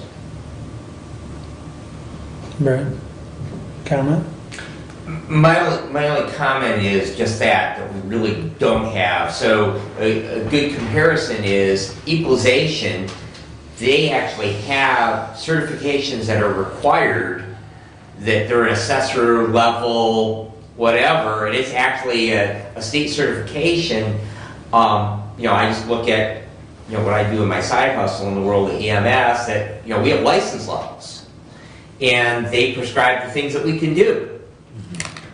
We have other offices, you know, the treasurer, just looking at, because that's what we've been talking about, you know, I don't disagree that the head bookkeeper, you know, it might be, you know, that is the highest level of skills required in that office, but is that necessarily, you know, comparable to, because there's no certifications required. We don't say you have to have, you know, associate's degree in accounting. We don't say that you have to have, you know, any form of professional licensure to do any of those jobs in there. So how do you do that comparison to another office in county government that has to work with the same classifications, the same, you know, same grades? It's pretty easy to, you know, look at years of service, but it's not so easy to say, you know, is a level 6 in this office equivalent to a level 6 in this? So it really is, especially with information that's 98 and it's, you know, 25 years old. So it's certainly, and I mean, I'm sure things have changed. I mean, just look what we've done with computers and efficiencies. So we've moved around, you know, duties that used to be done in the treasurer's office that are now done in Derek's office. So, you know, has that changed some of those responsibilities? I'm not saying that it's lessened the workload, but has it changed what necessarily the skill set is to do the jobs in that office? So, you know, I think the big picture is maybe we need to have a discussion, you know, starting at management personnel about, you know, looking at and finding a way to finance, you know, having an outside entity come in and do that. It doesn't fix our current problem, but, you know, maybe that's something that we need to do again to, you know, look at long term, because we haven't done it in a long, long time. So, you know, as far as this particular discussion, you know, one of the things, if we're not graved in stone to a level in a year, you know, it's very easy to get a lower level to the same rate of pay if we just say it's year 1 or year 2 rather than hiring rate at a higher level. So, this particular situation, in looking at the treasurer letter, what I had suggested when we met with the treasurer was that we actually keep that employee, because the employee that left was at a level 6, but they've been here for 20 years. So if we were to take, rather than classify that as a level 7, classify it as a level 6, but move it up to the 1 year rather than the hiring rate, they actually were making a little bit more than what they're being paid right now, but because the employee that left was at such a higher rate, it still stays within budget. Yeah. So it satisfies the problem with not coming before this body and asking for that level change. It satisfies the issue with budget, where they said no level changes. And it's also keeps that department in compliance with their budget, because the employee that left was getting paid significantly more. And that was the suggestion that I felt was a reasonably equitable solution, that basically the employee was going to get paid more than what they've been told the hiring rate was, but it also solved the logistical problems with change in level. And to tag on to that, it was about $1,700 more per year by keeping the person within the level that budget had discussed. Now, whether that $1,700 would have kept this employee doesn't sound like it, but don't know, because it never took place. But that was our offer last Friday, was to move her back to that level 6 position, which was more money. Right, year 1 level 6 rather than higher end level 7. Right. And So at this point, does there have to be any motion made to keep, to determine what those levels, the head bookkeeper? I mean, it hasn't been changed to a level 7 as far as I can tell. Is that the case, or what's? well, according to these letters, it was changed before Beth even left. And again, this body did not change those levels. That is correct. Because my understanding of the county, there's 2 ways to change levels. Through the budgeting process, we could change levels. That department heads and electeds, have asked, requested change in levels. My participation in the last 2 years is there have been no level changes. And we specifically said that in adopting the 2022 budget, that there were going to be no level changes.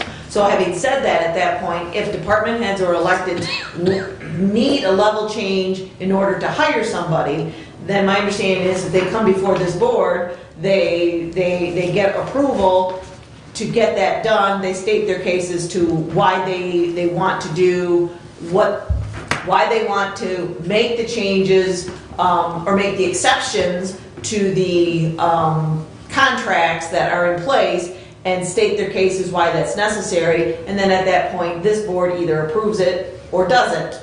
And that didn't happen in this case, is what I'm seeing. So at this point, that position isn't a level 7, it's a level 6. And when that position gets hired again, unless this board or the department head or the elected official comes in and states their case for making a change, that will not change. Yay, that sounds good. I think, I agree with everything you've said. And do we need a motion? I think that would be up to the budget committee. It's been standard process or practice. I don't think it's. So if memory serves me right, and I would have to go back and read the minutes, but we had a discussion last year regarding changing the levels in the treasurer's office. Mm-hmm. But that action was referred to the personnel committee. Correct. Personnel committee never reported back, Well, other than you are now. well, there was communication, Kathy and I have gone back and found emails, but. But nothing was done. Right. Nothing Nothing officially was done by this board. Right. Nothing was ever done because, quite frankly, the personnel committee was never informed of this until these letters came out. the discussion was if that is necessary to hire, then we feel it's warranted, but it still would have to conform with the policy of this board, that department head would have to come back and request to do that hire at a higher level rate. Right. Right, and I would say during the budgeting process, that's what we figured was gonna happen, because we did not make level changes, and we had heard this conversation in different ways, and the conversation was, should the level change, or do you need to move up the number of years and keep the level the same? And I know through the budget process, the discussion was, hey, we don't have the right base of knowledge to start making level changes, because that's not the only department that would like level changes. And so the stance was that when this person was hired, that department head and or the personnel committee needed to come to the board and put forth the case as to why that person was offered what they were offered to be hired. And that's the piece that never happened, Yeah. in what I'm seeing. Right. Yeah, the personnel committee was never notified of any request for level until these letters came out, and there was no, what should I say, justification as far as level of experience, level of education, et cetera, you know. Now, is that position level 7 worthy? According to the survey that was done 20-odd years ago, yes, it Well, is. no, 28 years, at that point in time it wasn't, it was set as level 6, maybe even a level 5, it may have changed, Yeah. I don't know. But, you know, Brad and I aren't comfortable with using information that's 25 years old. I'm not either. which So, you know, but that aside, the process wasn't followed. You know, Kathy has stated it eloquently that, you know, we've seen this over and over and over, that department heads or elected come to us with justification to hire an individual based on a certain skill set or qualifications, and then the board either grants it or doesn't grant it. Right. Doug? So, in getting these letters, I see that they were sent, and I just got the email yesterday with the package. So December 27, January 7, January 10, and then the levels are laid out here for us on what the pay is, you know, not the criteria for the levels, but what the number is. And when I read these letters, I'm not hearing the question be really about the levels. I'm hearing the question be rate of pay. It's trying to be adjusted so that the rate is going to be paid to hire the person. I don't know the discussion, but I would imagine that it went something like, you know, I will hire you and I will hire you at this rate. Well, in order to accomplish that rate, now we see that the level needs to be changed in order to get the rate. I'm seeing the rate being the top of the discussion immediately. I see as time goes on, we need to define levels and figure out even across departments how you have a level 6 be a level 6. That I'm not sure, other than doing the study. It's the only way, you know, to really define it. But to address what Stephanie is asking, it seems to me she's trying to figure out a way to make payroll so that she can hire somebody. I think the biggest thing, she's trying to find an acceptable wage that she can get somebody to come in and work for. Right, that's what I tried to say. Well, So, just in looking at this, I think the vehicle exists because if we were to allow our department heads to make that decision, no change of levels, I think that works with what budget has said, no change of levels. They have a salary amount for those positions within their budget, okay? So to me, if they have an employee that's been here 10 years and they're getting paid X amount of dollars at this level, as long as they stay within the level, there's no level change, that complies with budget, and as long as we give them then the flexibility to anywhere along that sliding scale from higher to what the employee that is leaving is currently being paid at, to bring them in at that rate, they still stay in budget.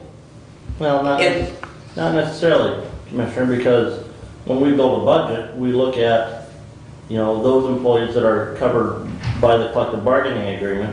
We look at the built-in steps that are mandated in that collective bargaining agreement. We take the level that that individual is at now and look at when they'll be changing in as far as years of service to the next higher compensation. And so that budget is built with those changes built into it. And so if you look and you say, okay, we know that this employee who is in year 20 is leaving in January, then we're going to build that budget, and that budget was built using the hiring rate for that level for the other hours remaining in the year. You don't always know when that is, though. But the problem with that, and maybe that's what was done with the Treasury Office, because you were aware there was a lot of advance notice on that particular employee. I think though collectively across all of our, because I'm trying to not develop policy for a specific instance. Right. I'm trying to develop policy that creates something uniform and allows, when we have vacancies, for us to get them filled. Because to address your point, to pay a wage that in the market we live in right now. So by giving them no change of level, but on that scale, and so I guess the hiccup in this whole mix is on that particular budget line, okay? But we're not going to have done that with every budget for every employee in the county of resetting them back to year one at that level. So No, but we don't do it for the employees that are here, we don't. But for the employees where there are openings, we use the level and the higher rate and then the 6-month rate in building that budget. That's the reason you have a collectively bargained agreement, is that every elected official is a party to, is so that you can build a budget, so you know what your costs are going to be. And if you know that you've got an open position in that office right now, well, that's a level 5 position, it's going to hire in, so if that position was filled on January 1, it's going to be a higher rate for 6 months, the 6-month rate for 6 months, and that's how the budget is built. If you don't like the wage schedule and the collective bargaining agreement, then to me, where do you address that is at collective bargaining time. no disagreements with you. I'm just trying to alleviate the problem we have in the labor market, which our collective bargaining agreement does not fit in the labor market that we're operating in right now. So there is a downside, though, and that is with existing employees. If you create a sliding pay scale that is an opportunity for a new employee and you're not incorporating something for existing employees, you got a problem. And I don't know that you want to address that.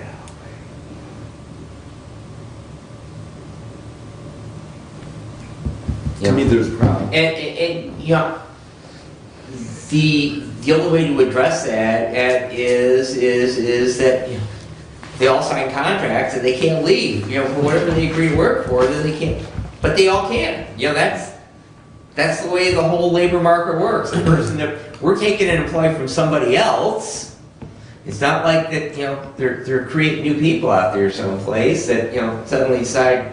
I mean, yes, ostensibly, someone might have been out of the labor market. They might decide to re-enter it.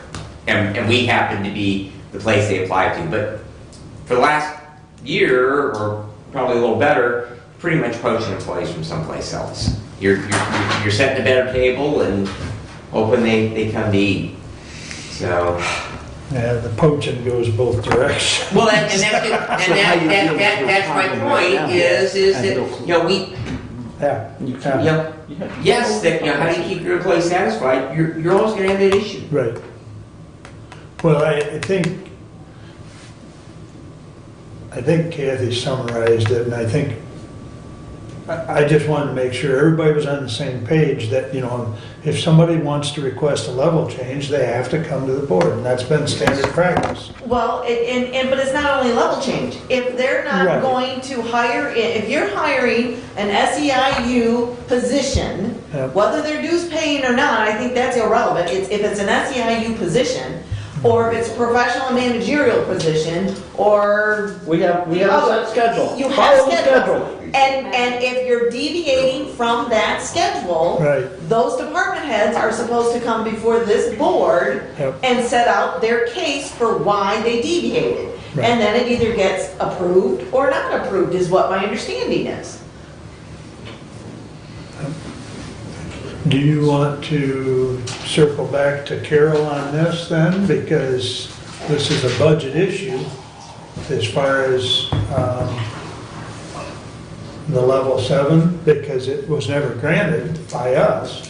Correct. I'm not sure who, my understanding is Carol, when there's been rate changes, that she is circling back with Derek and saying, is it in the budget? And I believe this circled that same way. Is this in the budget? And it wasn't. Well, I think there's still a question, at least from what I've been informed. So, as far as how this is to be handled. And I'm saying as far as payroll. That's why I asked the question of who's going to make this inquiry as to how this is going to be handled. I mean, I can do it. I'm just asking you as budget chair if you want me to handle it or you want to handle it. Because somebody's got to check back with Carol. We'll do to it. He'll do it. I don't know.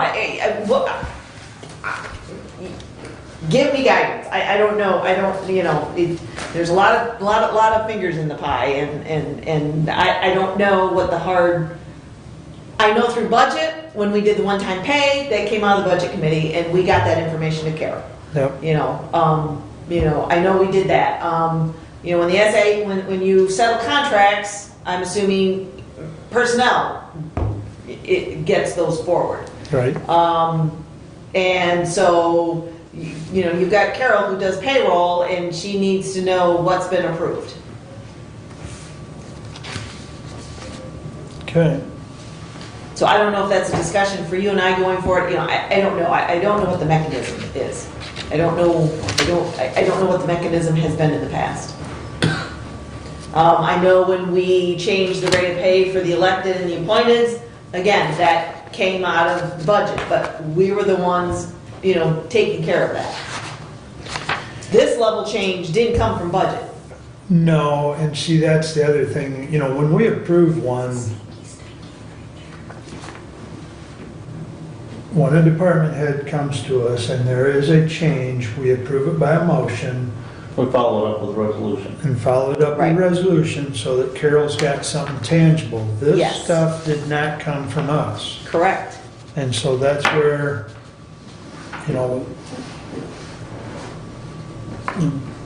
I'll get with Carol and I'll resolve Okay. this. All right. The other issue that was, or will be addressed with the new personnel policy, or should I say employee handbook, because we're going to change the name, is the vacation day policy, or, go ahead, Brad, you can probably speak to it more. So, one of in the current market is immediate vacation. All right, so employees have access immediately to the equivalent of their first year's worth of paid time off. All right, so one of the things that we had talked about is granting that 5 days of paid time off immediately to new hires. Judge brought up the point, she did not like the idea of an employee, working for a week and saying, I'm taking a day off. However, here's just a little reality that, in talking to the Labor Council, that we were reminded of. It's now Michigan law that employees, for every 40 hours they work, they gain 1 hour of sick day. And you can't dictate when they take it.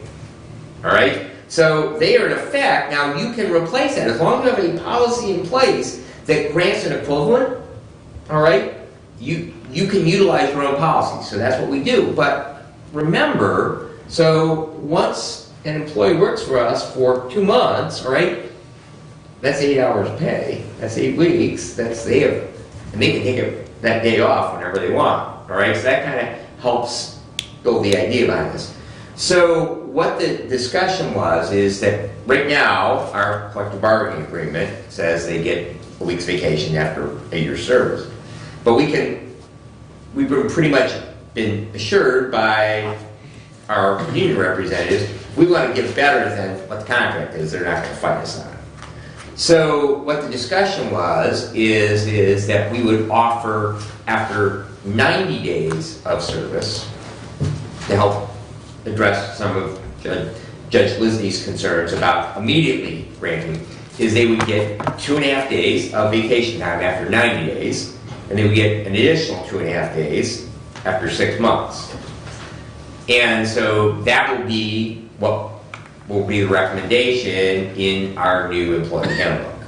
So, however, because of the hiring issue that we have right now, that it would be my suggestion that we adopt that policy, and we can do it. I would be willing to make a motion to that effect that we adopt that policy now, and we can follow up with a resolution at our next meeting.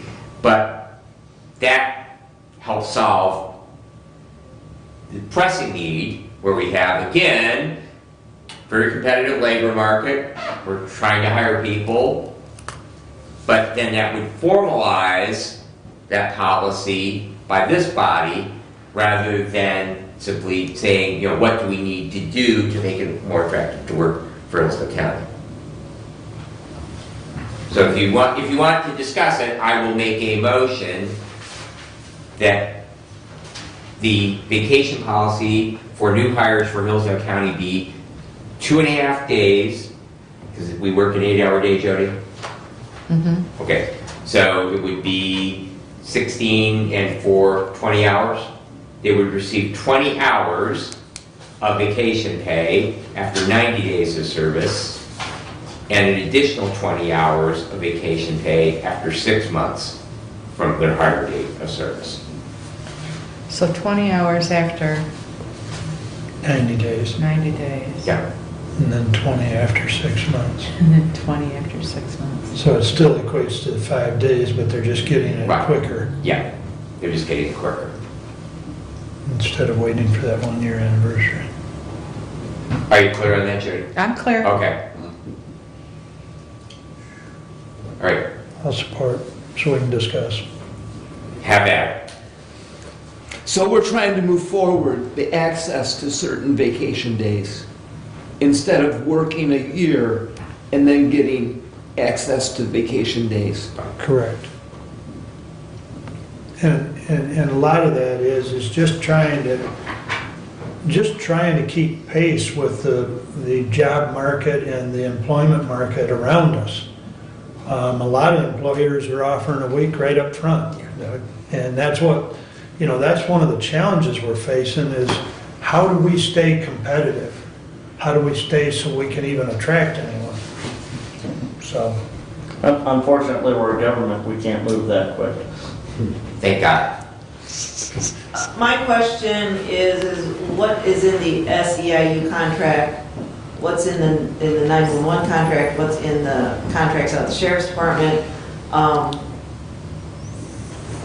Not to stop you and not to muddy the waters, but we're not real concerned with those contracts right today. We're more talking with this group. SEIU says 1 week at the anniversary date of 1 year. I guess my point is, when you refer to the employee handbook, Yep, that is subservient to the various contracts. I agree. So if you put it in the employee handbook, what you really want to do is affect the SEIU contract because we're talking about SEIU levels. So I'm a little confused whether by putting it in the new employee handbook, that solves your problem. It doesn't immediately. Okay. I mean, to be quite honest, it doesn't immediately solve the problem, but it's a start because we'll work it into the negotiations with that group this year. Okay. Now, as for the other groups, yes, we'll have to work it into them as time progresses because you are right, the employee handbook is all encompassing. Correct. Well, And right now, the employee handbook, as it's written, agrees with the SEIU contract. They're in sync, are they not? I believe they are. I believe with so. regard to vacation pay. Okay. Right. Right. There are some other things that are not in sync, but And it really just comes back to that they're not gonna, if we wanna give them a better benefit than what's in their contract, they're not gonna fight that. Okay. My other question, and this is mechanics. When you, right now it talks about a year of service, but yet we pay out vacation day based on a calendar year. So how is that figured out? yeah. Because the letters. I can't answer the question. Okay. Carol probably could. Because again, if you're earning after 3 months and 6 months, and say your 6 months is on December 1st, and then if we start doing stuff on a calendar year, you're resetting as of January 1st? I don't know how that works. That's a mechanics question. Because I do believe they get paid out for unused vacation time on a calendar year basis. Well, No, we're not on gonna- calendar. But we're going to make some, Wait a minute. Vacation, if you don't use all your vacation, your payout is done on your anniversary. Okay, so it is, everything's on the anniversary Yes. date, has nothing to do with calendar Correct. year. Correct. But sick time is on the calendar year? Because when I was reading sick time, that payout is what happens after December. SEIU, well, I don't know about that. Because I was I've never probably reading gotten in the handbook, I was probably reading Yeah, this in the the SEIU, handbook. everything's done on anniversary day. The is my anniversary date, understanding. according to the SEIU Yeah, contract. so the handbook does talk about sick day payout, but that's also being changed. That language is being dropped.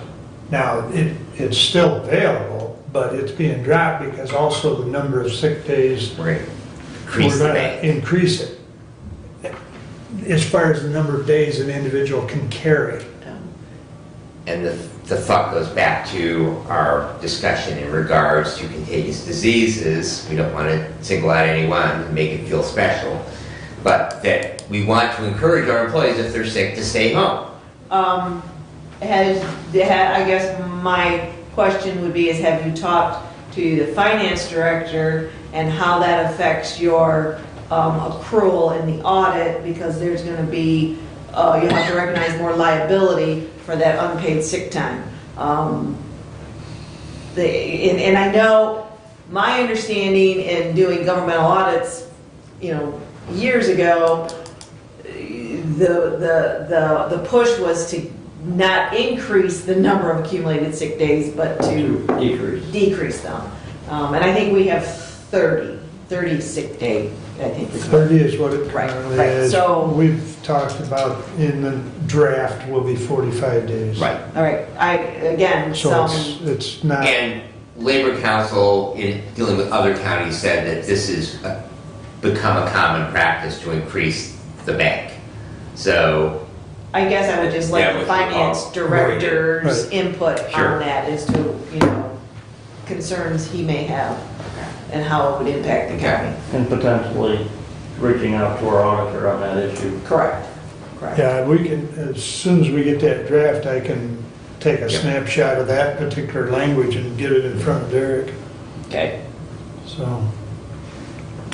once again, you change one thing and you have Yep. to consider all the other. Well, there are ramifications for every change. Yeah. Lots of Yeah. ripples. Yeah, And yeah. and the more people you talk to, the more you become aware of those ripples. So, So any more discussion on the motion, I have a question. please?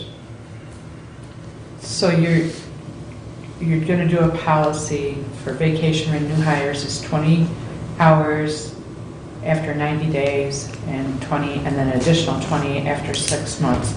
Is this for the employee handbook? Is this all the way across the board? And you need to be careful about the union. Since I was a mayor, that this is the policy of, the employee policy for Hillsdale County. Okay. So it would be effective today. And with that said, there is the language in the front of the employee handbook that clearly states that the CBA supersedes, the employee handbook. Now, with that said, this is actually better than what is in the CBA, so, I yeah. I don't see any grievances being filed for So, being better. any other questions, comments, or discussion? All in favor? I'm concerned about the language, concerned about the conflicting CBA language. So because of that, and because we're revising the employee handbook and hope to have that done within the next month, I don't see the need to make this change right now till we get all those other issues hammered out. Because it won't affect these people. What's that? It won't affect the people in the treasurer's office, this motion. That's true, that's true. It would, the language would have to be either dated or retroactive or something to resolve the issue that we were discussing as far as the treasurer's office. Correct? I mean, am I reading something wrong here? No, because that employee left. No, you've still got one other one over there that was offered for 5 days. So. And that still, though, is not actually in compliance with what we're doing now, because what they were offered is immediate. Right. So I would rather have a policy that affects everyone and deal with a hiccup than I would try and mold a policy to adapt to the hiccup. Understand.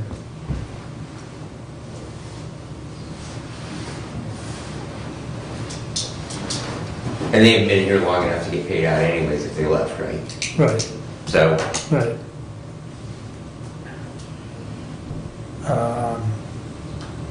Further discussion? All in favor signify by saying aye. Aye. Opposed? No. No. Division, please. What did you say? Yes. Okay, thank you. I'm sorry. So I have 3 yes, 3 yes, 2 2 no. no. And my no's were Commissioner Leininger and Commissioner Schmidt. Thank you. Correct. The Budget Committee.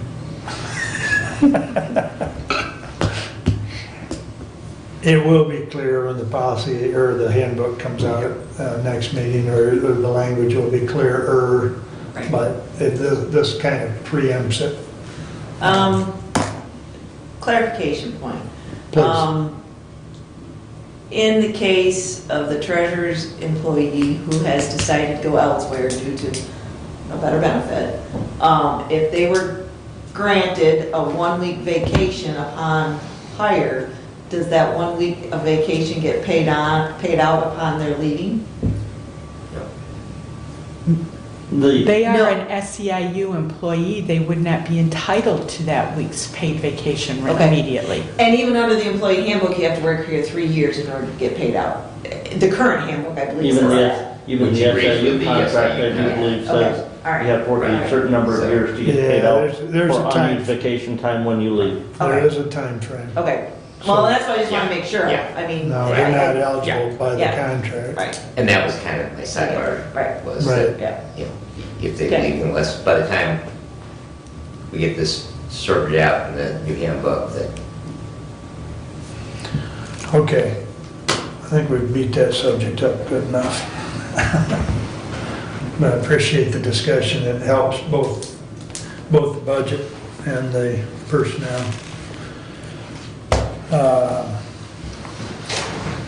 That's not good.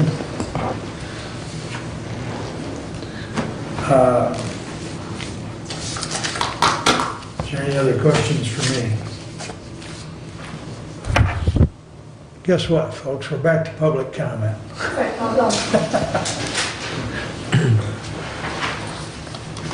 All right, so I'm going to start out, Kelly Mapes. Before I even say what I want to say, I want to thank all of you for doing what you do, because I'm probably not going to say a whole bunch of positive stuff, but I do appreciate what y'all do. So the first guy that came up and talked about, I guess he's in maintenance, that grant that he's going to possibly use, in that language on the internet it says recovery to prosperity. He came in asking for an HVAC system due to failure, and then smoothed it over kind of sneaky as it might be a cyber control issue. The economic challenges state that they result from COVID-19. I don't see that. That's my first thing. Then I want to know why there's no maintenance fund or protocol for a broken system. I watched this man walk in at the last meeting. I don't dispute what he got, but he wanted this RZR type vehicle.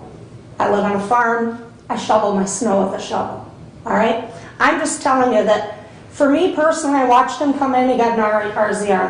This time he came in. Obviously, everyone knows that the money's available. And now he's got a broken heater that's working fine currently, but if it breaks, they'll have to shut the jail down. I would hope there's policy in place for any emergency that might take place, right? So there should be a protocol that should be followed on that. I disagree with whatever COVID money funding to buy an HVAC system for cybersecurity. I can't wrap my hands around it. Next, ham and gifts not allowed. That is nothing new. Anyone that works for the county or works for a county type agency knows this. Somebody should be accountable to that. It sounds very sneaky to me. I had a mom come in, ask for a car seat. I had a car seat. I know I can't gift, right? I was going to give her a $100 bill to buy a car seat. That baby died in foster care that night. I'll live with it for the rest of my life. We know as good staff what the rules are. We're given a book to read. We sign and acknowledge. There's no excuse for a lot of this discussion. That's coming from a long employee that followed a lot of rules, okay? I want to know what grant was used to purchase a jet ski and tasers. I would like to know that. I would like to know what their requirements were for that grant. The work session suggestion by Commissioner Schmidt, I thank her for that because I think goals, priorities, and disbursement of funds. And then the invitation to public is key, I think, because our voices do matter. We are a big piece to our community, okay? I was named on a grant as a submitter and a creator, a federal grant in my name. 6:49 a.m. I get a call to read a grant that was submitted in my name and created in my name. I have never seen the grant, okay? I didn't participate in planning meetings. I was never one time asked. So to sit back and have to accept that my credentials, my expertise, and my name was used on a federal grant and not a damn thing was done about it, I stand before you, I think, again, on these grants, include your public. If you're going to write people into a grant, any of your players, let them participate in the planning process. It's key. I'll admit I'm one of the best grant writers in the state. I read a grant and get it. I'm good at it. It doesn't give you the right to use my name. So your players, as you're talking about all these grants, let them be participants in the planning process. It's key. All right? Because with that, I was retaliated against and terminated. Not only was I terminated, they took half of my MERS that I worked my whole life for.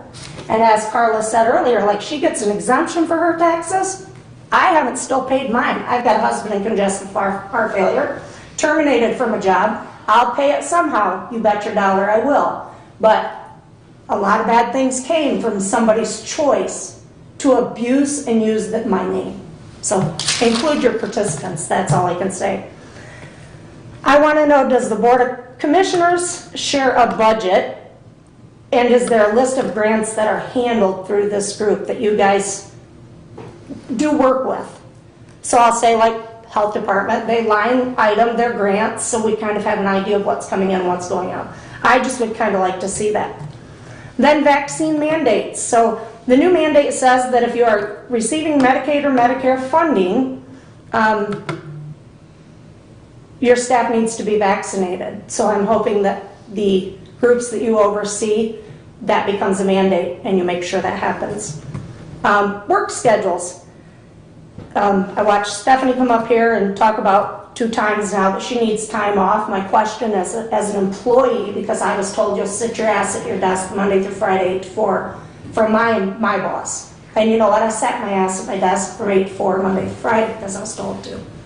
So I see this lady coming in and saying she needs to work from home. You've got a challenge with some employees, right, that maybe leave. What's the direction in that office? I would have to ask, like, where's their teamwork when one's at home, right? We talk about staff leaving. Build your teams. I worked in the WIC program for 13 years, my favorite job. I loved it. I made $7.46. I loved that job because I got to play with kids. Kids, you can never do wrong with kids, right? But I had the best team. And I can guarantee with that my time we had the best numbers. With good teamwork brings good numbers. So work schedules, I think you need to look at that as you're talking about it. And when you're talking about levels, value those levels. We had a compensation study come in. It was grossly money spent. I heard through closed doors who was getting raises before they ever even did the compensation study. Lo and behold, I wasn't one of them. I really didn't care because I loved what I did. I worked there for the health insurance, right? But remember, as you guys are looking at levels, it's important to your employees, where do they fit in that? I'm an educated individual. I have 29 years of experience. When they eliminated 2 positions in my job, I picked those 2 positions up and did them for 2 years. I worked 9 programs, and I would guarantee I could work circles around any of them. So when you're looking at those levels, make sure you really look at those levels and what are people capable of, and what's their work history, and what is their expertise? I think it's important. And then, so I have a wise friend, Mo Petskill at the health department, one of my most favorite people. She said, if you don't like your job, you can flip hamburgers. Your choice. That was her biggest statement. And I'm going to tell you something. She's also the one that encouraged me to get my education, to be where I am. But at the end of the day, there's a lot of value in that. If you don't like your job, move on. Mine was taken from me.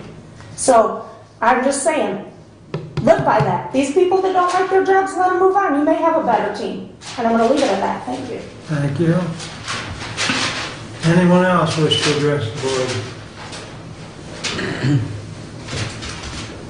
Hello, this is Carla Adams, Ward 4. So I want to talk about the old system in the jail. So they bought the system with taxpayer money, I'm assuming. They used it, they knew what they were getting into. They didn't have the means or the desire to save the money aside themselves, knowing that the system needed to be constantly upgraded. That's disgusting. And to put it on the taxpayers now, after COVID, whatever you want to call this, is completely unacceptable. And for you guys to go along with it like it's no big deal makes me sick to my stomach. You should all resign. How can a heater become a cybersecurity when the new one's going to be on cybersecurity too? So what are you going to end up with that? Also, there was a $3.1 million grant offered, so let's just all take from it, right? We don't necessarily need it, we didn't plan for it, and it's our fault that it's broken anyway because we didn't plan for it, so let's just take the money that's there now. I believe it should have been budgeted for, and whoever didn't budget for it, their job should have been eliminated. And you sit in here and you give yourself raises. Not only that, the money for the COVID specifically says it has to be COVID related. I know there's 45 counties in the state of Michigan that did not take any grant money. We should have been one of them. How many of you in here voted for Nazi mandates, taking people's rights away, and then take money from them and sit here and hold a position like you guys do something? Maybe you do, but I guarantee you I could do more. And I don't get paid. You know why? Because I'm at my end of the rope, where all of you will be eventually if you keep on doing this. COVID-19 is a bioweapon. This is a trap. You're taking money from a situation and using it to your advantage to cover up expenses that you didn't plan for. This isn't our fault. This isn't our grandkids' fault. And you, Doug Ingles, I will never vote for you again. Anyone else wish to address the board at this time? Slow, a little slow. I know it's been a long day. I got on the phone, ordered a pizza. Appreciate it, Bob. So small. I see. Wow. Some very strong words, very strong. And I'm gonna watch this again when it comes out. Oh, it's on right now. No, I thought it waits a little while to get it, but that's some very strong words. And pretty much, I'm gonna say, on an educated level, I think they said it with very common words that all of us can understand. And I think what you guys are doing in the discussion today, yeah, it's very important that all these various things come out. And I think we are having problems most immediately of the money that is due with this COVID money. And I think it's reckless. But I don't know specifics of it. I do want to get some more information. But then I was also, it's kind of like somebody just, another flies in my soup or something, There's always something else that's just dropping out in the air that you want to try to discuss. And you really can't get up here and discuss the whole thing because you guys definitely have had a long day as well as anyone else that's been attending here today. But I do want to do a due diligence for Mr. Hodshire. I do want to thank him, and that's because of his prayers. Thank you, sir.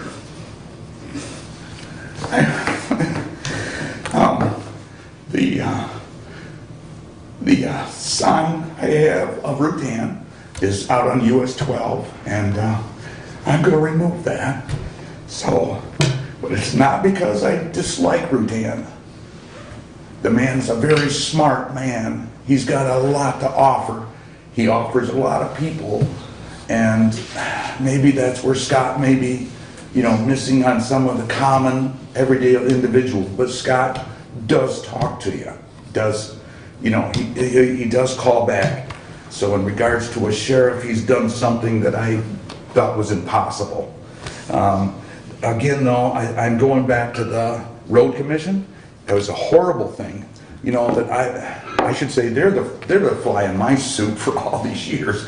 That they've never really been up here to be answerable for anything. And you guys have these absolute controls that can, make a difference in which direction that they should be going. Well, if you go to every township, and I have been to every township, they have argued, and I'm going to call it, sorry to say, pissed and moaned about our road commission and their accomplishments, which have never been done.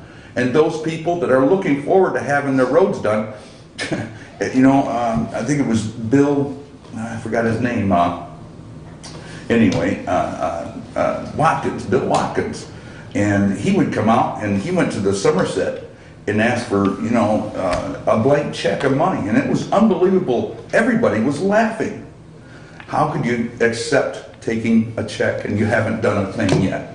It was just unbelievable how he had done stuff.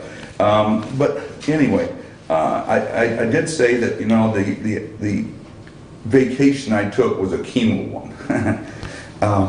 But here is you people really taking great arguments, and I hope you'll take it. I think what I'm looking at is watching Kathy and these two here going, you guys are on the budget, right? That's what these guys are. Yeah, that's why there's so much information and I kind of missed out on it. But you guys, I think you guys can play a good game, but I believe we have to be strong enough to say we're spending our money. We are looking at another how much percentage in new interest rates that's coming up. People can't afford to have a new car. They can't afford to go out there and fix their furnace, fix their roofs, because we're still squeezing that 1 cent away from them, that 1 penny. That's a lot of money. That's a lot of things they've got. But anyway, I would just keep on talking. You don't want to hear me. But anyway, thank you very much. And thank you, Brad, for getting me a cup of coffee. Now that's an honorable person there to get that coffee. Thank you. I hope you're doing better, Don. Thanks for coming. Thank you. Lance, you got anything? I'm good. Thank you for coming. Additional business, Brent? Just a pleasure to see Mr. Bob here, even though we may not always agree. It's a pleasure to see him back in the community and back up on his feet.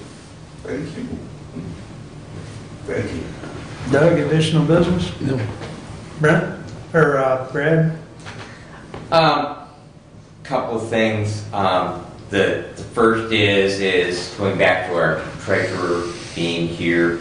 I will remain adamant that we have past due property tax deadlines coming up, and we need to give the public every opportunity to pay those, and so I cannot support the closure of that office in the month of February. We need to give those taxpayers, number one, the opportunity to meet if they need payment plans, and number two, if they find the means somewhere else to make those obligations, we need to give them every opportunity to do that. The other thing is just informational. I had a question in Adams Township from a constituent this month about county plat books. My quick and fast answer was, yeah, I always used to buy those, but we haven't done a plat book because I think probably most people rely on the GIS system, which is pretty doggone good. But I said, I'll go back and I'll ask Nick Wheeler about county plat book. So I'm going to read for you Director Wheeler's reply. Commissioner Benzing, we have discussed a new plat book, but circumstances over the last couple of years have prevented us from moving forward. Historically, MSUE, when Mark Williams was director, and I believe prior to him, provided the coordination of the plat books. The last plat book was published when Mark was still director, was created by the county through Equalization GIS, and printed by Stockhouse Corp. We have since created one more through a partnership with Equalization GIS and the 4-H Council, but without going into detail in this correspondence, I am hesitant to revisit the partnership for future plat books. We have not had a strong demand for the books, but I've had inquiries about it. I agree with the technology and the availability of data online has decreased the demand, but I do think there is still a desire for the book that makes me feel we should, and I plan to move forward in some fashion. So to answer your question, we are hoping to put together a new book and would like to do so within the county and without going out to a company as was done with most previous books. So just so that you're all aware, there is a little bit of impetus to do another plat book, and I know that I would be interested in having another kind of nice, when you can't get an internet connection, to be able to look who owns what. So I thought you all would be interested in that. Yeah, that's good to know. Thank you. Kathy? I do have a question, and you can come back with this information later. I heard that the city of Hillsdale sold a bunch of their property around the industrial park.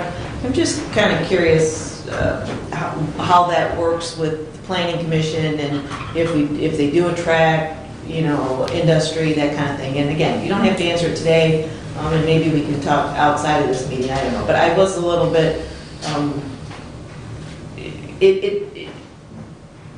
that really hit my radar, and whether that was, a positive thing, Hillsdale County-wide, which I know is the city of Hillsdale land, but just kind of curious that the genesis of that, so.